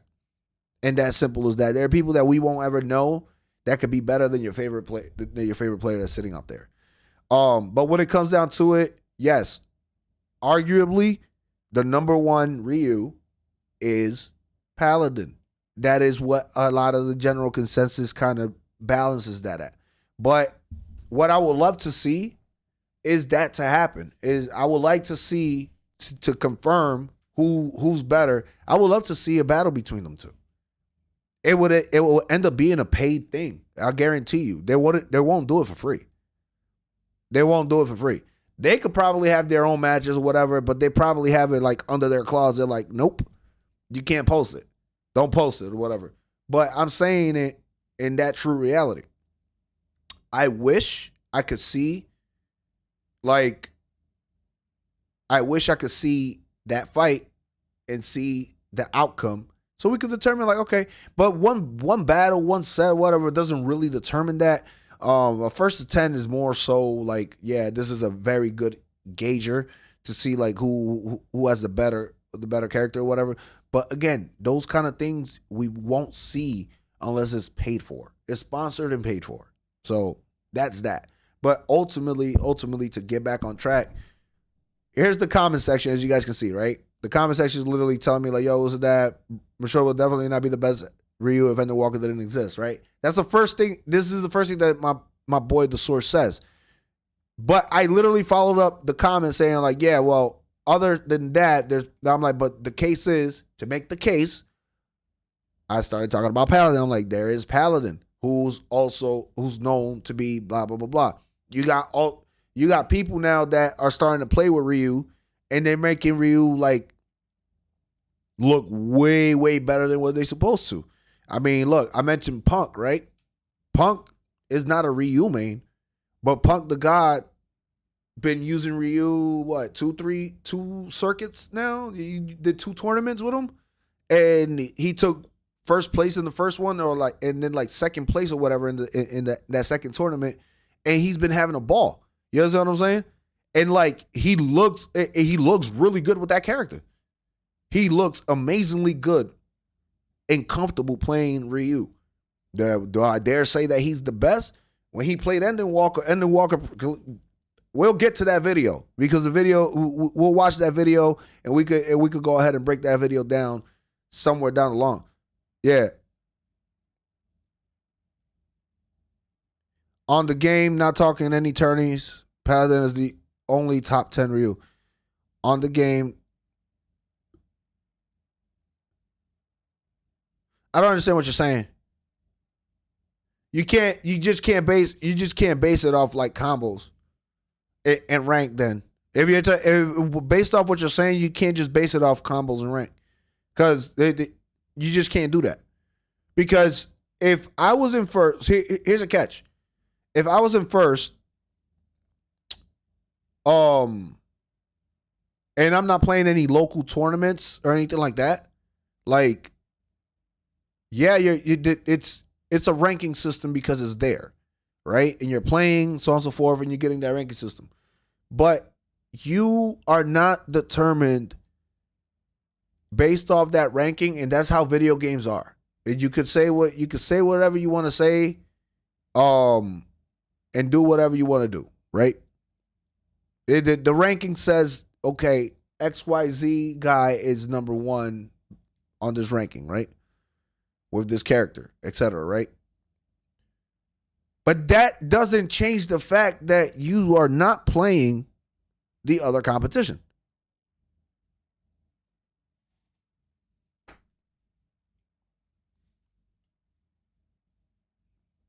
That's just that. I hear what you're saying. But if you strip away the fact that a person's not playing at their tourneys or they're not playing against that person live or on a stream or in a tournament or whatever to run into, let's say, the other quote unquote best character that is the same character as you, then what are we talking about here? What are we talking about here? Oh, it's a point race. This is what you talking about, a point race? Cool. I get what you're saying. Oh, this dude has won more matches than the other guy. Okay. He's played more hours than the other guy. And he's won that many more matches than the other guy because he's played more hours, for example. Okay. You're not saying nothing when you tell me look at the leaderboard. You're looking at the leaderboard, I could say, yo, Paladin quit his job and Paladin literally plays Street Fighter 6 18 hours a day versus, I don't know, M80 who Ending Walker who or Mature who probably works or is going around playing local tournaments all day and barely has time to play ranked. Makes perfect sense. It makes perfect sense. Am I speaking lies here? Am I speaking bullshit? Because that would make perfect sense. If one person is concentrated on literally jamming and grinding one thing versus the other, it's going to look like that. It will always look like that. Okay, this because you have more time dedicated to that. That doesn't mean that you're better than the other person. A leaderboard is there for the context of it being there, yes. And you could like that so that's all I'm saying. The leaderboard is there to give you an insight of these are the top player, these are the people that consistently play and consistently come out on top. But at the same time, it is not a true indicator as to who is the best in the world. That really isn't. Because it's also about time and dedication and about the shit that you got going. If I can dedicate 16 hours to Street Fighter every day, like, that even translates to me being in Diamond. If I can sit here for 16 hours a day playing Street Fighter 6, 16 hours a day, right? Eventually, I'm going to hit Master. If I'm playing every day for 16 hours, eventually I'm going to hit Master, right? Even if you hit Master faster than me because of the fact that you're, let's put it like this, quote unquote better than me, or you're better than me, or overall you're that dude. You see what I'm saying? You're gonna hit Master. Let's say, and you play less hours than me, right? You can end up hitting Master in about 200 matches before me. But me just grinding it out for 16 hours a day, I'm going to get a few lucky streaks here and there. Boom, boom, boom, boom, boom, boom, boom, boom, boom, boom, boom, boom, boom, boom, boom. And eventually I will hit Master. I'm playing that much more. And I could have gotten there, quote unquote, because I'm playing more than you, and you could still be sitting in Diamond because you barely play the game. Because you like Mortal Kombat, you like Tekken, you like this, you like that. You're just sitting there in Diamond 2, Diamond 3. Because you only dedicate to Street Fighter 4 hours, and I'm dedicating 16. That's another factor. I'm not saying that that's the case here. I'm just saying, like, when you dedicate that much more time, you should be ahead in points. There's no way that if I sit here for 16 hours playing Street Fighter 6, I should be at the exact same fucking level. And I mean it. I mean that. Like, I mean that. That's why yesterday I turned off the game. Because I was like, okay, I've been here for 2.5 hours. You see what I'm saying? Like, I'm like, I've been sitting here for 2.5 hours, 3 hours almost. And I climbed up, then I started climbing down. Then I climbed up, then I started climbing down. You see what I'm saying? And then When I got back to 19,800 points, I was like, I'm leaving it there. Why? Because I'm back to where I started. I'm back to where I started. If I were to play 16 hours, though, dude. If I would have played a complete, let's say, 12 hours of Street Fighter, and I was still at 19,800, I would have definitely be rethinking about playing Street Fighter. For me, for my personal sake, I'd be like, I don't know if I should play this game anymore because this is where I'm at. I'm peaked at this. I'm peaked. I'm hard stuck. That's being hard stuck at a level. You no matter what you're doing, you're being hard stuck on the level. You see what I'm saying? Like, it's hard. And some people, it happens to some people. When you get to a certain rank, you get hard stuck because you need to learn a bit more. You need to focus a bit more. Things need to change. But if you just continue pressuring and continue putting that thing, correct. Not necessarily play for fun. What you got to understand is some people get hard stuck in a rank or a certain spot in a ranking order because at that point in the game or where the game is at and the state of the game is at, everyone plays a certain way. And if you don't play that way or you don't play that style, then you're the one at a loss, generally. So, example of that is like Mortal Kombat 11, right? At the beginning, you had a lot of people that a lot of people would be doing combos, jumping in, and it was like so free. It was a bit more free flow because MKX, everybody was thinking it was like MKX, right? And if you play MKX, these motherfuckers is running across the screen. You see what I'm saying? Like, it starts, motherfuckers, you have to run. You have all these stupid fucking combos, crazy combos on MKX, right?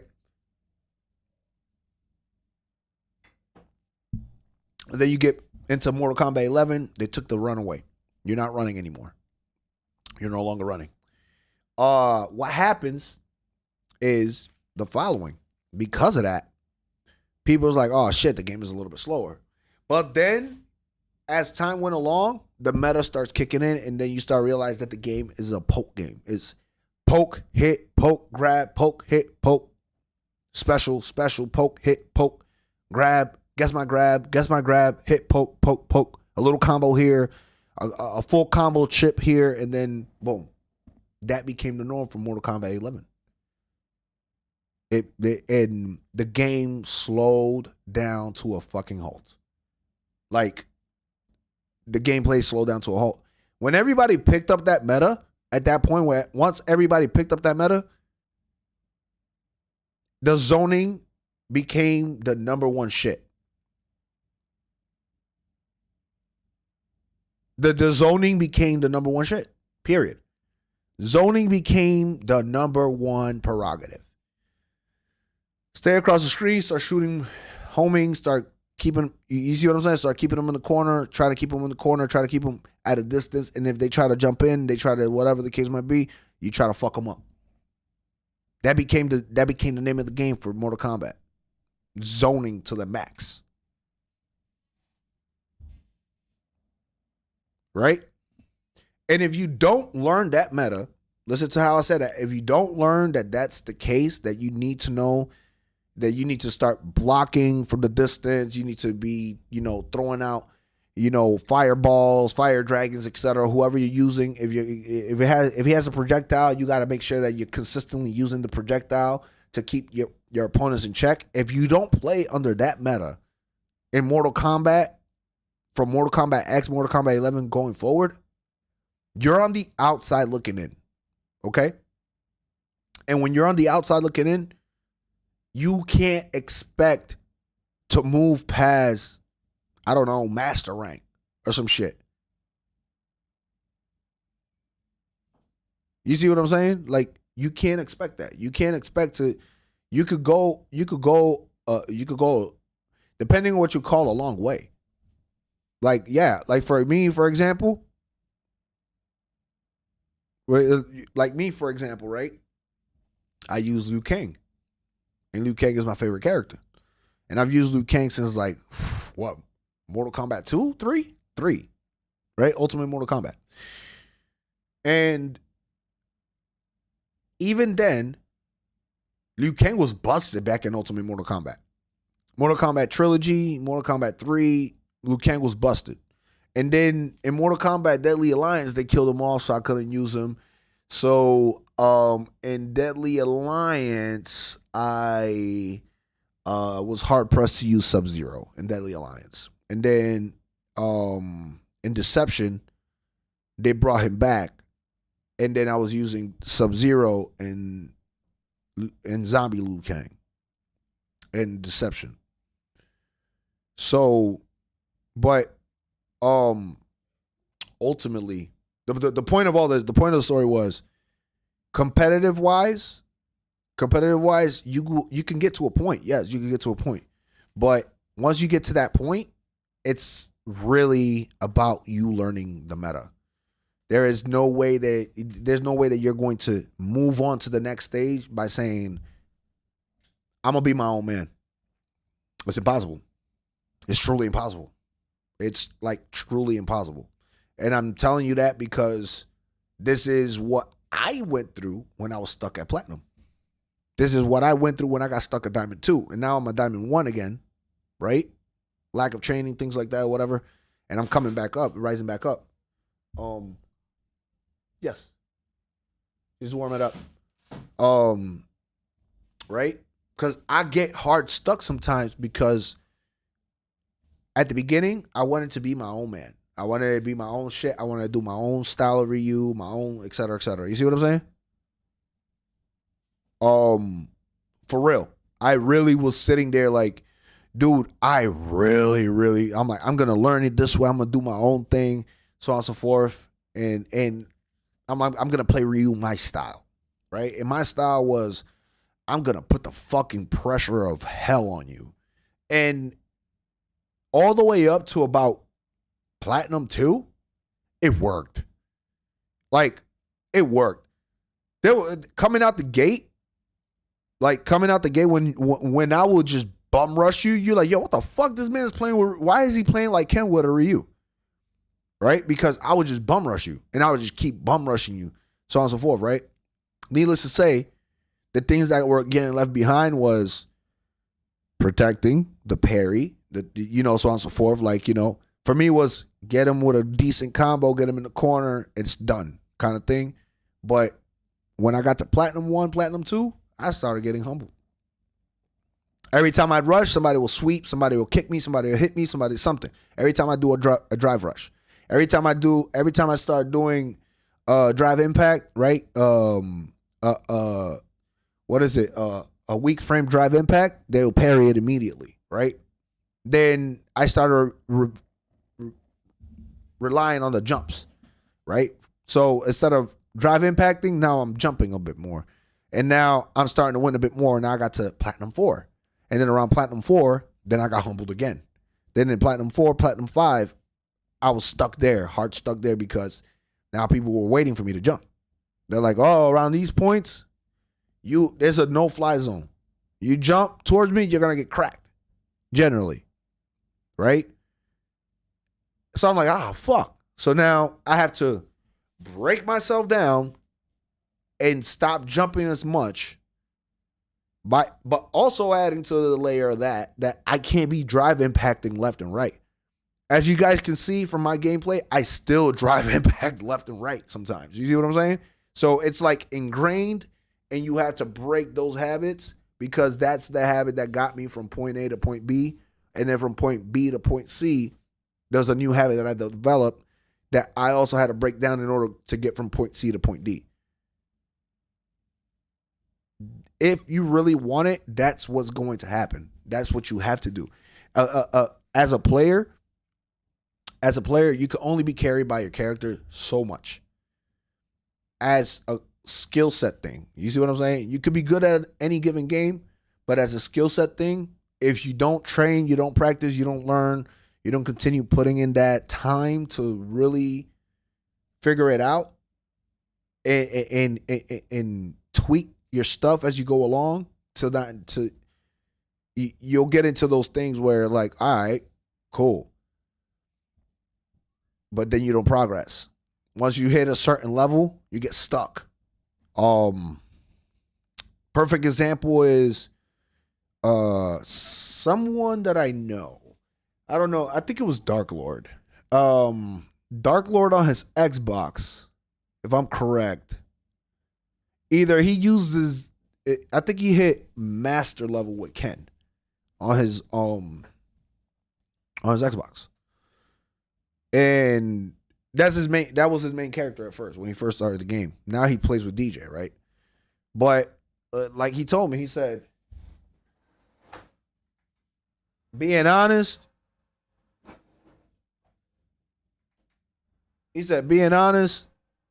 that shit felt unsatisfying. He said it felt unsatisfying that he hit master with Ken or some shit like that on his Xbox. So he flipped it to DJ. And ever since he flipped it to DJ, he's had more of a harder time trying to reach that stage again. You see what I'm saying? Try to hit the master stuff. But here's the catch though. Here's the catch.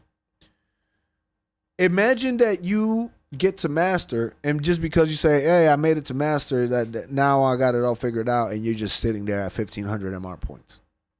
You don't move from there. That must be tough.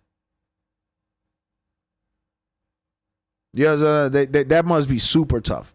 If you get to master rank and then you can't get demoted, because that's the thing. Once you hit master, you can't get demoted to like Diamond 4 or nothing like that. You're stuck at master. But then you're like, you win a game, you lose 3 games, generally. You're always like winning 1, losing 3, winning 1, losing 3. Ask yourself the question, why the fuck are you still losing 3 and only winning 1? Shouldn't you start breaking yourself down a little bit and start noticing, okay, what the fuck is going on that I can't seem to get up any more points? You could get your points in the thing in master. You could get your master rank points, but you can't get your MR points don't move from 1,500.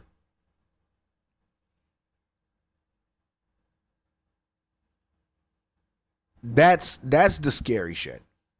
Never mind anything else. The scariest thing is getting hard stuck. And that's the idea behind this whole small conversation. When you feel like you're stuck, you need to go reassess exactly what the fuck it is that's got you stuck there. Because if you don't, you're not gonna improve. Yesterday, I realized as I turned this shit off, I'm like, dude, I've been playing all day. My fingers hurt, my thumbs hurt. I'm starting to blame the game for shit. I'm starting to, get annoyed over little things. I turned the game off today, go to sleep, wake up in the morning, do some stuff. Don't touch this shit for 24 hours. And I think I'll come back tomorrow and I probably will get those 200-300 points. Because I'm no longer fucking frustrated about this shit. Don't need to. But the combos. Street Fighter is not easy.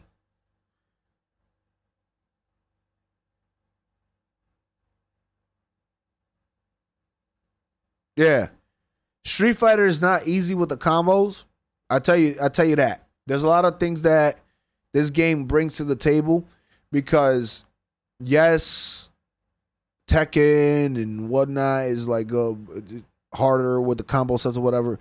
But Street Fighter input is, how do you say this? Street Fighter's input is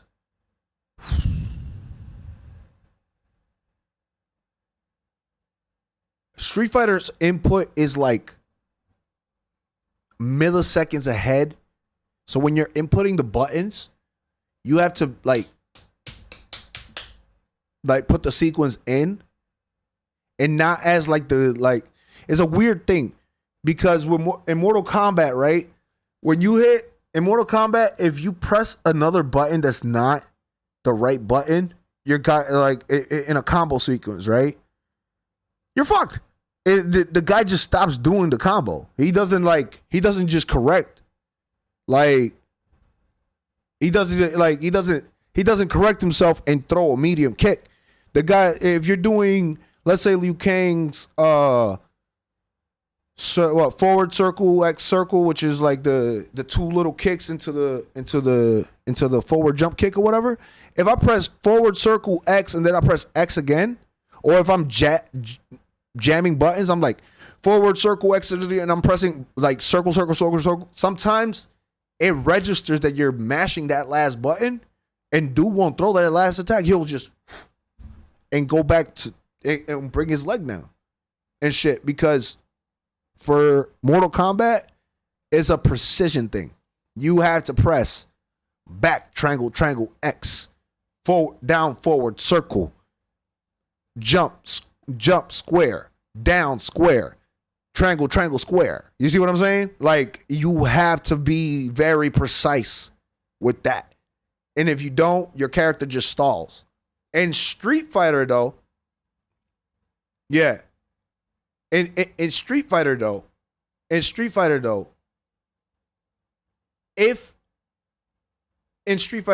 doesn't have that. In Street Fighter, if your combo is, for example, the combo system is set up that if you do two weak punches, right, they usually combine into each other based off the frames. Not based off the combos, the combo setup that's predetermined. You have to identify what frames work best in order to make the combo extension, in order so on and so forth. The main difference for Street Fighter and Mortal Kombat being that in Mortal Kombat, it's a timing thing. It's a precision timing thing. And Street Fighter is you figure out how the frames work in order to make the combo the most optimal combo. That's different. The two different streets and venues and avenues they all have their own little complications, because there's not a set string that you're gonna go in Street Fighter. You're not gonna press start and look at the command list, and in the command list they're showing you they're not gonna show you Ryu's Cobra Clutch. I'll toss a fucking name out there. Ryu's Cobra Clutch, square, square, Russian, triangle, Russian, down, forward, Hadouken. They don't do that. You got to go into the training so they can show you, like, this is a combo route, do this. But in Mortal Kombat, it's right there. The combos are right there for you. And then you just have to say, okay, this combo and this combo, forgiving, not at all. Depends, not at all. The higher the level you play, the worse it is for you if you fuck up a combo. Like, the higher level you are, the worse it is for you if you fuck up a combo in MK. And it's in the sense of mental stack, and in the sense of mental stack, Nesco is right. The mental stack of Street Fighter 6 is way more than what it is with Mortal Kombat. Like, Tekken has always had the biggest mental stack in the match. In Tekken, you have to worry about the sidestepping. You have to worry about wall. You have to worry about the side cancel into hit. You have to worry about the counter in the middle of your own combo if somebody wants to do a reverse and shit. Bro, Tekken has just all of this shit just there compounded into one match that you have to be thinking about this shit left and right. Left and right. You have to be thinking about Tekken left, like in regards to your character, your timing, your frames, all that shit is crazy. But with MK,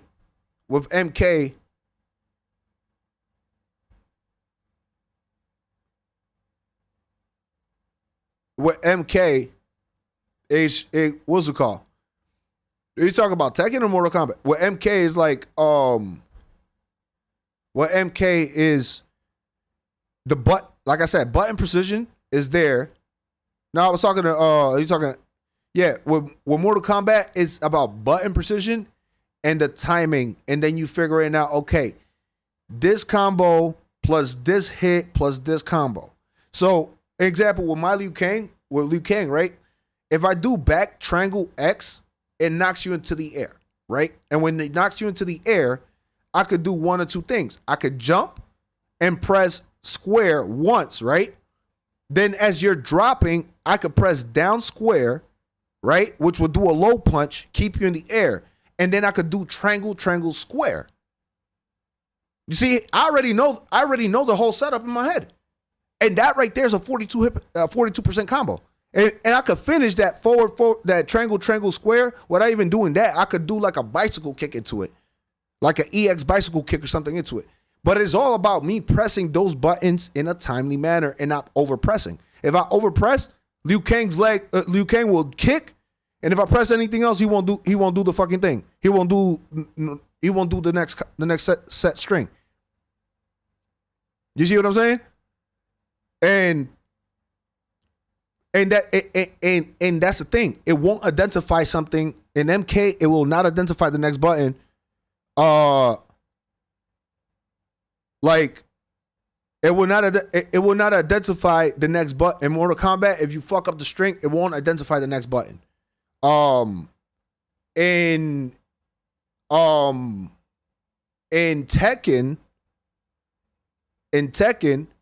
it does the same. In Tekken is not necessarily the same. In Tekken, you could start a combo string, but if you fuck up and press something else, the dude will throw out that hit. Even if it's not part of the combo, they'll still do that hit, and like you'll just drop the chain or just hit him with that last hit, but nothing else will quote unquote combine into that set string. It's not that's a major difference, because it's like, okay, you get penalized for the miss string, but you still get to throw out the last hit that you input, whether it was accidental or not. The punish for Mortal Kombat is you fuck up your string, your character isn't going to throw that last hit, even if it's not part of the combo. Your character will just stop. And you have to press something else, and it's a reset. The opponent could take advantage of that, for example, or not take advantage of it, because depending on what combo that you're using, your character can recover that much faster. Let's see, what combo is that for Liu Kang? That's the square triangle. That's the square triangle combo with Liu Kang. He does like two high kicks, right? Or whatever the case might be. But when you do that second high kick, his recovery frames is like that. Like when I do that second roundhouse kick, he lands back and I could block immediately. The same thing with Johnny. If you don't block Johnny's the Johnny upward hand hit or whatever, if you don't up block it and you just block it here, he recovers fast enough to go ahead and start knocking your shit in. That kind of concept, like, that's the difference between MK and Street Fighter and Tekken and shit like that. Like, depending on the combo you use, you can recover.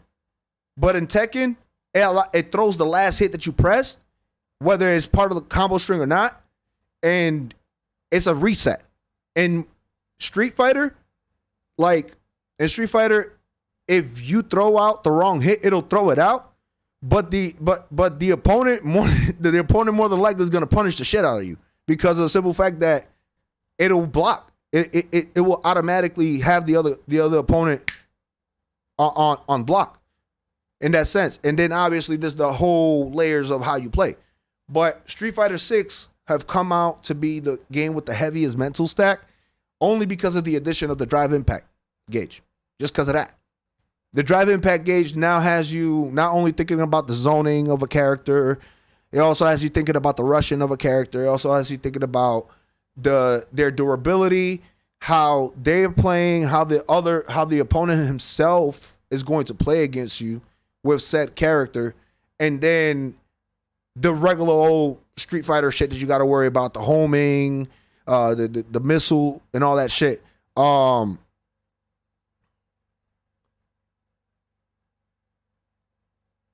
No, I'm saying it's something like that. Buttons do come out, but it depending on the combo. So with, like I said before, with Liu Kang, when I do the forward circle, X circle, whatever the case might be, right? If I end up fucking up and pressing forward circle X and then I press like down circle, Liu Kang will not duck and do the low hit in the middle of that. He'll just literally go boom, boom, and then he'll start coming down. And then after he comes down, then you're able to press that. In the middle of that, he's not just gonna go doo doo and then go down. But in Street Fighter, if I'm doing square, square, drive rush, square, square, and I'm like, all right, and me being stupid, I press circle, right? Ryu's still gonna throw that medium kick. Knowing that the frames ain't going, Ryu will throw that medium. I'm square, square, drive rush, square, square, medium kick. I press medium kick accidentally. Ryu throws that fucking medium kick. He just throws it out there. And the other character has all the time in the world to recover. In that sense. Whereas to an MK, it's not even, in MK, the other character literally can punish you because you fucked up that string. In that sense, right? And that's how punishment generally works. You fuck up a string, you're gonna get punished. But in MK, it don't throw out another hit. Like in the middle, the point is that the original point of all this is that they're two different combo systems. So you can't compare one to the other in that sense of how these how they work. If it was like King of Fighters and Street Fighter, then they're very similar in that sense because their mechanics are almost one-to-one in the sense how they work. But Mortal Kombat, it's different in that sense. So it's hard to compare those combo systems, just like if you were trying to compare MK to Tekken or Tekken to Street Fighter. The ultimate point of it all was that right now, as far as both games go, the one that has the most mental stack is Street Fighter, based off everything that you have to take into consideration. You have to take into consideration the meter. You have to take into consideration the drive gauge. You have to take into consideration your health, time, the drive impact, how the drive impact is used. All of that becomes such a mental stack that compared to when you see what you have to worry about in MK, you're like, all right, there's no drive rush meter in MK. So that automatically takes an entire load of shit off your plate that you don't got to worry about. Yeah, you got to worry about motherfuckers teleporting behind you and things like that. But like, you don't like that takes a whole mental load off of you because you don't have to worry about somebody banging you against the wall with a drive impact from out of nowhere. Or let's say, for example, your drive gauge being blown out and then you having to worry about, oh shit, am I in the corner? Now he's gonna go ahead and smack me into the corner. Now I'm dizzy. I'm in dizzy mode. You don't gotta worry about no fucking dizzy mode in fucking Mortal Kombat. You worry about chip damage. Yeah, you're worrying about the gimmick from the other opponent. You're worrying about the zone, if the character zones or not, or plays the zoning, or the opponent plays the zoning, and then you're worried about what's in front of you, what the opponent, how the opponent moves. But the overall things, like, you have a meter, so I'm gonna compare it 1-to-1. Yes, you have a meter. You have, you could use your special moves and things like that to break out of a wake up. When you wake up, you could do like a DP, quote unquote. It's kind of the same concept as Street Fighter. So I'm not going to say meter to meter that there, but the drive gauge itself, it's like echoed. It's echoed throughout a lot of NGCs. The drive gauge itself added a layer to Street Fighter 6 that makes the game so much of a so much shit happening at once. Like, okay, is this that? Grab the one at the bottom. Hey, grab this one.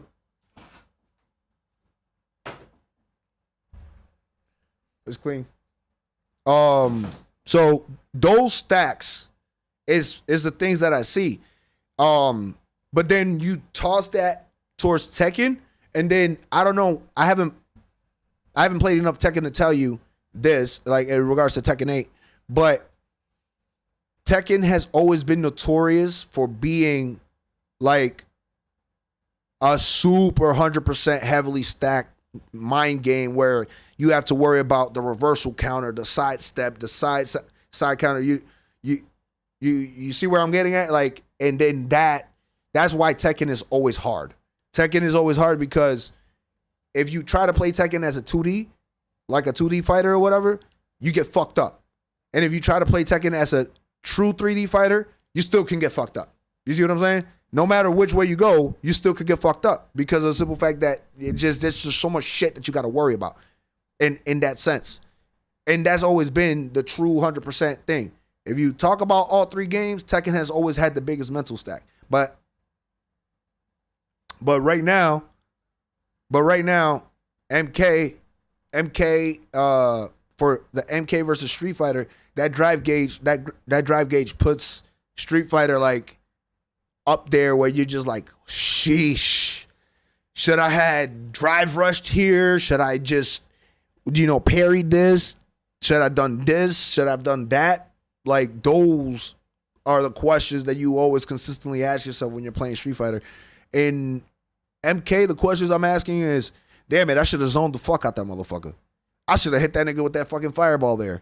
Oh, he's jumping? Hold on. He's jumping? You start getting that. Yeah, you start like, oh, he's jumping a lot? Okay, cool. Let me step back really quick. Wait, and this is any game, obviously. You zone enough, and you notice that the pattern is jumping, you wait on it. Yo, in MK, dog, you get hit with a fucking uppercut, and that's like 20% of your damage. Now, if you're a jumping bean, it's over with. Like, Mortal Kombat punishes you for always being in the air heavily. So does Street Fighter, but Mortal Kombat punishes you way more. With 1 or 2 hits. It's crazy. It's crazy. No, you can't count. Wait a minute. You can't. In MK1. Yeah. In MK1, if you have a combo breaker and they do like and they do their fatal blow, you could push them back. If they're doing, like, if you use your combo breaker on their fatal blow, it will push them back. That's a good thing, not a bad thing at all. That's a good thing, especially if you know you're about to get caught and you have that fucking bar. You can split that bar and toss that bar away to not get clapped. That's awesome. I like the whole combo breaking system for MK. I would.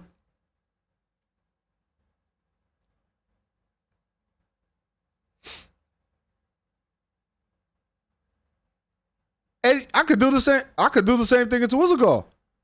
In Mortal Kombat. What? Bro, this dude I just played against with Sub-Zero. You're a Sub-Zero main. So I'm gonna say how it is. I don't know if you do that combo, but when you catch somebody in the air, fatal blow, bro. You know what I'm talking about. Same shit. Supers, fatal blow, ultimates, it's all part of the same shit. You know what I'm talking about. When you listen, this guy had his fatal blow. I jumped, right? I missed time. I jumped. This dude hit me with a Sub-Zero. He hit me twice in the air. He said, boom, boom, right here, doom, doom, knocked me down, right? And threw the ice on the floor, right? Fucking threw the ice on the floor, which bounced me back up. He throws Scorpion. The Scorpion fireball hits me, keeps me in the air. He jumped again, hit me 3 times, bounced me down, hit the fucking ice, right? Chuck Scorpion again. And as the Scorpion is hitting me and he's about to come down, dude hit me with the fucking thing.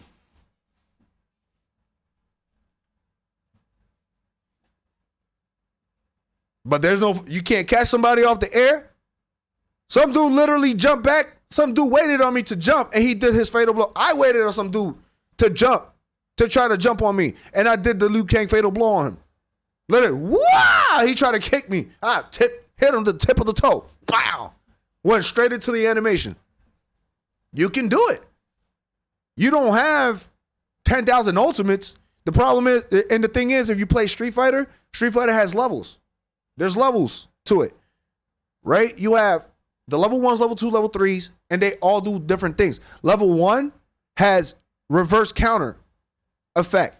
So if you're in the middle of a punch, you're in the middle of a grab, you're in the middle of a grapple, you're in the middle of anything of that, level 1s reverse that. But if there's already a projectile in the screen, it will not stop it. You'll get hit by the projectile at level 1. So if I'm throwing a Hadoken, right, and the Hadoken quote unquote is like on your body when you're doing your ultimate, your level 1. When you break out of the level 1, it's gonna hit you. So it doesn't stop homing, like it doesn't stop those missiles. Level 2, in level 2 has reversal on it, right? And frame buffer. So what that means is it's weird because level 2 hits harder, level 2 has a reversal on it, and level 2 allows you to basically reverse certain attacks, right? But you still don't have armor. Level 1s and level 2, you don't have armor. Level 3 gives you complete invincibility. Complete invincibility. That's the same shit as a fatal blow. But fatal blows, though, they had to nerf fatal blows because back in 9, when the fatal blow was first introduced, you could literally like time that shit. And when somebody was like doing a combo or whatever, if they're at the back end of their combo, you hit that fatal blow, and motherfuckers to hit, you eat 4 punches, and hit them with it and smack them with a fatal blow. So they had to nerf that shit. So in MK1, yeah, you have an ultimate that takes 40%, almost 50% damage. To counter grabs, you grab to block combos, block high or low, to counter cameo, block, to counter characters, gimmick, for example, a teleport down, too simple. Yeah, it's basically he's breaking down the mental stacks of how of what you really look for in Mortal Kombat. He's not wrong. He's not wrong. And between MK11 and MK1, the whole meta. He's literally talking about the meta. The meta is literally. I said it from the very beginning. MK11 slowed down the game to such a halt that it became very much a poking thing. And yes, there's combos and you can set up combos or whatever, but you tech. Yes, you do. You tech to tech, but you guess the direction that you're teching. You press the grab button and you press the direction that they're trying to grab you. That's what he's trying to tell you. When someone tries to grab you, you press the grab button, right? And you're supposed to press it in the direction that they do so. At least that's what I've always done. When somebody tries to grab me, I press square triangle and press it in the direction, and my guy chucks him off. But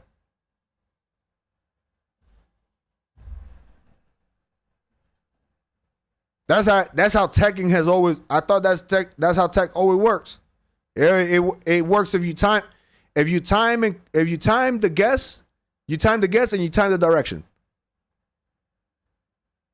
It's either X. Okay, you're saying it's either X or square. I press square and X. I press both because that's the grapple button. That's how you could press the L2 on the backside, or you can press square triangle. Try it yourself and see if your man ain't gonna toss out a grapple if you press square and X at the same time. You could grapple. You have a button. You could press. Make a button. Yeah, you could press a button to make it a grapple button or whatever the case might be. L2 makes it flip stands anyway, but you can make it like L2 for grappling or whatever the case might be or some shit like that. Fucking controller layout. But look, the bottom line is you gotta guess the direction. The tech game in Mortal Kombat is you have to guess the direction that they're going to chuck you. It's not quote unquote as simple as Street Fighter.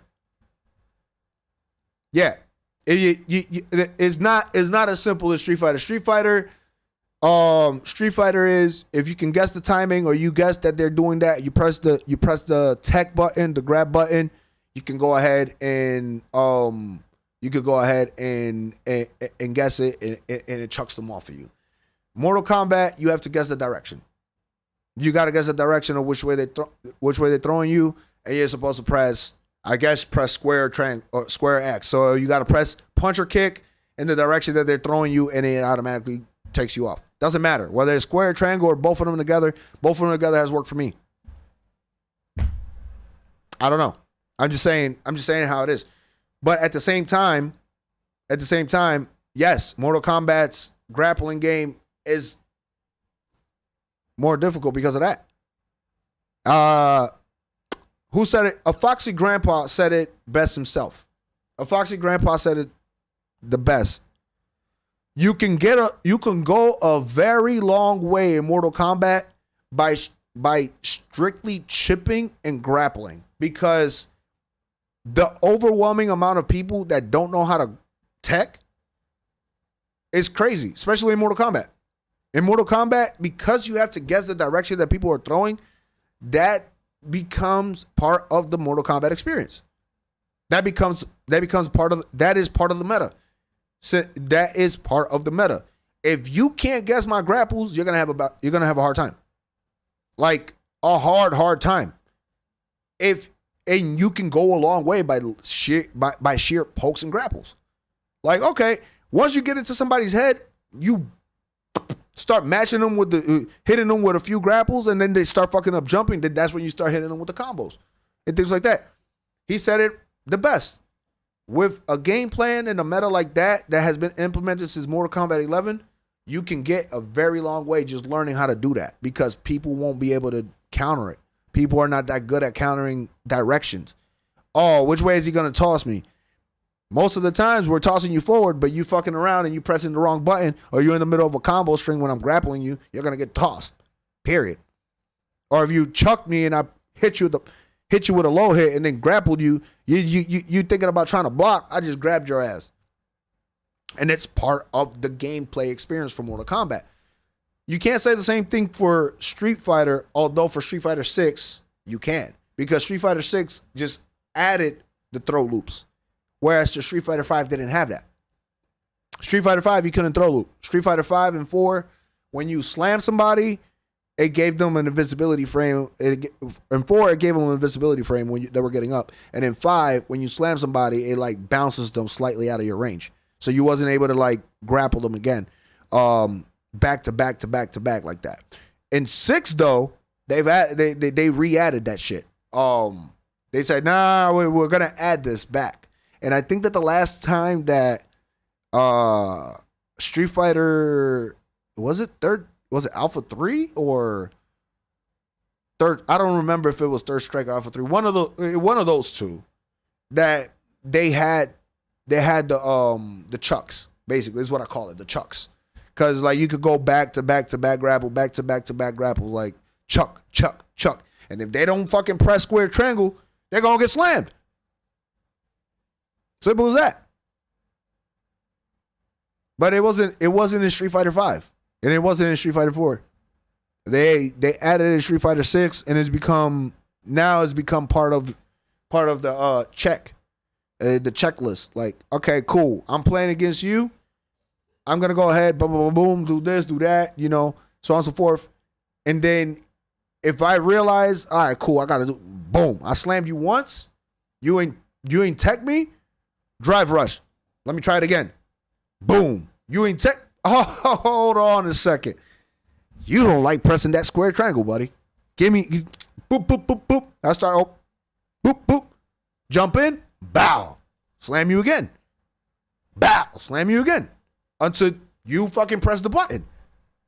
But then once you press the button and then you become, because you figure out the pattern, then now it becomes a game of me. Do I change up the pattern? Because now this guy's guessing my shit. Now he's teching my shit, and now he's teching me, and then now I'm leaving myself open, or I'm resetting to neutral because dude is now knowing that every other jump or every other hit, I'm hitting the tech button. And now if the other player is quote unquote better than me at the comboing system, or quote unquote better than me at the reads, then now he's realizing, all right, this guy's gonna do a weak punch, drive rush into grapple. The moment he does that drive rush, I'm pressing down square.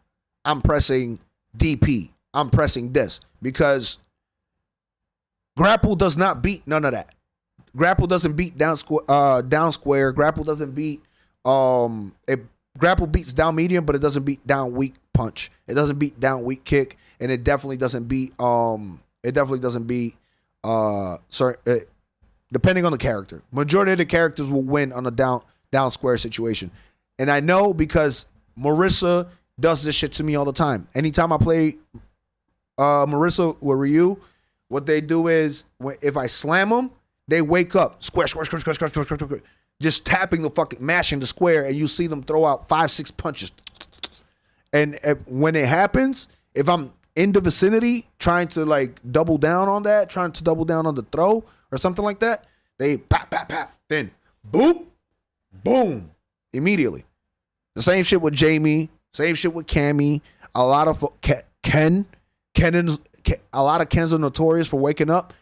Crouch jabs, because from the crouch jab, your ass can literally get a 40% combo off a crouch jab. Hit, drive rush, hit, kick, do across the screen, Shoryuken.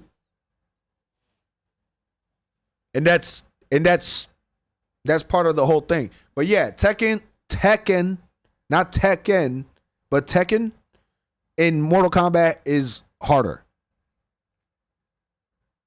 Tekken in Mortal Kombat is harder. Yes, it will always be harder. In Tekken itself, that's a little bit, that's a journey. Tekken has so many different ways that you can stop a combo, whether it's the read input, the roll, the side rolls, the back rolls. But that's the thing. You fuck up in Tekken. Let's say, for example, they hit you with a combo and you back rolled while they're trying to run at you. Dog, you're going to get hit with that flying kick. Boom. And they're going to go immediately into another combo and fuck you up. With Asuka, people who try to roll on me when I was heavily playing Tekken 5 and Tekken 6, with Asuka, dog, I don't know how many people would try to do that forward roll on me, and all I would do is, the moment I start seeing the animation with the forward roll, I do that back X. Backwards kick, bow, right up in the air. Then bow, then another one, bow, and then boom, boom, boom. Windmill kick, bow. Because that's the punish in Tekken. And Tekken is, if he's on the floor and you guess how they're fucking rolling, how they're coming up, it's done. You're gonna fuck them up again. And that's the thing. The ground game in Tekken is crazy. That's Tekken for you. You need to know how to get off the ground. Like that's the realest shit. When you're on the floor, you need to know how to get off the ground, or else you're gonna get fucked up. And that's where that mental stack is at. That's a very, very big mental stack compared to everything else that you have to deal with. Being on the floor and knowing that you don't have any invisibilities, you could be chilling on the floor like this, and the other dude will start fucking you up. Bow, hitting you. Bow, bow, bow. You still take damage. Even if you're just laid out. You haven't pressed a single button, dude could still hit you. So I don't compare those three games in regards to that. In regards to certain things, because it's just virtually impossible. It's virtually impossible based off what they got, based off the way that they do their own things in separate areas. But when it comes down to an overall thing, in 2023 right now, Street Fighter 6 just has an insane mental stack. And as a player, you're the only person that can break that shit down. You can break yourself down and learn the things that you need to learn as you're going along, and learn that, then relearn it, then break yourself down and relearn it again. Or you're gonna be hard stuck at whatever fucking level you're at. That goes for any game that you want to play competitively. And that's the truth of everything. That's really what the point of everything is. One game can be harder than the other for reason A or reason B, but ultimately you have to, if you want to get to the higher levels, whatever you was doing at the beginning is not going to work there. And once you get to that point and you get to the next stage, whatever you're doing there is not going to work at the next stage, because the next stage is already ready for you. But don't ever sit. It's a mentality that you want to have if you want to get better. You have to learn that, yes, your style works, but it doesn't work on everybody. And you have to be able to take a step back and say, I'm going to have to break this shit down. I'm playing little by little, learning more and more how to play like Endon Walker, Paladin, a mix of everybody. And little by little, I'm starting to let go of my ego, saying, I want to play Ryu my way, the way the way the corner, the pressure, like little by little, I've been like peeling back at that and like, I gotta slow it down. I gotta pick my spots. I gotta do this. Okay, this guy I can pressure. This guy I can play the way I want to play. No, this guy I gotta sit back and wait and shit like that. It's part of the ever-growing process. But that's where I'll leave it at. I gotta go. I'm about to go ahead and head on out. I got this event that I gotta go. That I'm gonna be going with my lady in about 40 minutes. So I gotta go ahead and start getting ready. It's been a great unboxing today. A great talk in regards to a little bit of the FGC stuff. You know, tomorrow is Sunday, and I want to say that I want to come back here and finish Ghost of Tsushima, which I haven't played in over a year. So that's going to be fun. But I also want to go ahead and play some Mortal Kombat tomorrow. Tomorrow I will play some more Mortal Kombat, even though raggedy ass Mortal Kombat be doing some crazy shit like yesterday's stream when I was yesterday or the day before. Y'all saw that bullshit that happened in my stream the day before yesterday. Whatever. Well, Mortal Kombat is bullshit, but Mortal Kombat is fun. I play it for the fun of it at this point. But Mortal Kombat is bullshit. It's just like so much bullshit, yo. So much bullshit. This guy, oh God. I literally played a dude that played with Katana, and the entirety of 5 matches, all he did was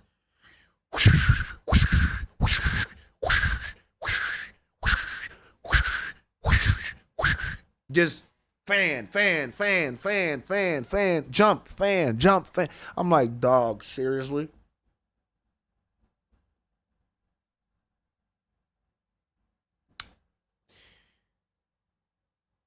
No. They started with the zone. She will throw the overhead fan that will go like far or whatever to hit you like in the overhead, and then she'll throw the under one or throw the straightforward one. Like if I try to jump, she'll throw the straightforward one. If I try to move forward, she'll either do the long one and then do the short one in order like to keep me from moving too far in or whatever. And then she'll chuck the one in the middle, and she was just chipping away at me the entire time. Chip the entire time. Chip here, chip there, chip here. I'm like, yo, what the fuck? Like 6 times, like literally. I think she threw over 100 fans in the span of the 5 matches we went to, because I beat her twice. She beat me. She beat me ultimately. But I beat her twice. But I think at least over 100 fans were thrown. At least over 100 fans per match, per round. There was at least 15 to 20 fans. Nothing else. Nothing else. And then I called him out. I said, dog, are you going to play like the bitch that you're playing with? And the moment I said that, dude turned on his mic. He was like, shut the fuck up. Oh, no, you shut the fuck up. And then I beat him twice. And I tied it up. And I'm like, I'm about to run your fade now and beat you again, even with your weak ass shit. And then dude, all of a sudden that match, dude started chucking combos out at me. And I'm like, yo, where the fuck did this come from? And then I beat him a stock. And then after that, he resorted right back to throwing fans at me. So I was like, see? And that's all I was dealing with. I was like, okay, I have to deal with this shit. I have to deal with this shit. In Street Fighter, I have my drive gauge. As long you could chuck as many fans as you want. And I'm literally gonna go parry, parry, parry, parry, parry, parry, parry, parry, parry, parry, parry, parry. I don't even gotta worry about no chip. We could sit there all day doing this dance, and I don't gotta worry about no fucking chip. You're gonna continue re-adding to my parry bar, re-adding to my gauge bar every single time. And the more you keep doing it, slowly but surely, I'm creeping in. The moment you jump, you're gonna get hit with a fucking DP. Like shit like that. Oh yeah, no, I know. Oh, I know. But you gotta. Yeah, I know that. I was tossing the lower dragon every time she would toss the one in the middle, the one on the main screen. I would toss the lower dragon, and then what she would do a jump towards me, and he would pick two routes. Like it was stupid. It was stupid. He would pick two routes. So he would jump towards me, and when he would jump towards me, right before he landed, he would chuck the thing. So his character would literally like levitate from like almost from the ground. It would like literally levitate 2 feet and then toss the fucking fan. So sometimes it'll catch me off guard. So I had to guess between that or him jumping over and then immediately landing and grappling me. One of those two. Once I got too close, yeah. Once I got too close, that's what he would do. But then I started getting him with the lower dragons, the lower dragon flames with Liu Kang. And then when he would jump, I would either uppercut or use sector and knock him in the air and then start my combo string. But at the end of the day, like he just chipped me away. At one point, like he was just chip. And even when I was blocking, I was like, man, dog, I'm like, we're seriously gonna do this shit for 5 minutes. I'm like, you're just gonna continue chipping away at me the entire fucking game. This is what we doing. Like, that's what we did. That's what we did. Chip, grapple, chip, grapple, chip, grapple, chip, grapple. Jump here, hit. Then towards the last match, man's just started chucking out combos. I'm like, oh, that's new. I thought you was gonna just sit around the screen and shit. I lost. It's an L. But that's the essence of Mortal Kombat. I've Reiko. You run into Reiko. With Reiko, if you have somebody that's playing Reiko for real, oh my God, how many fucking stars are you gonna see?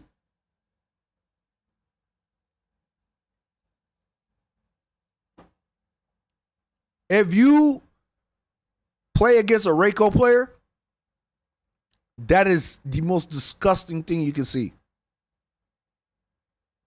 Star.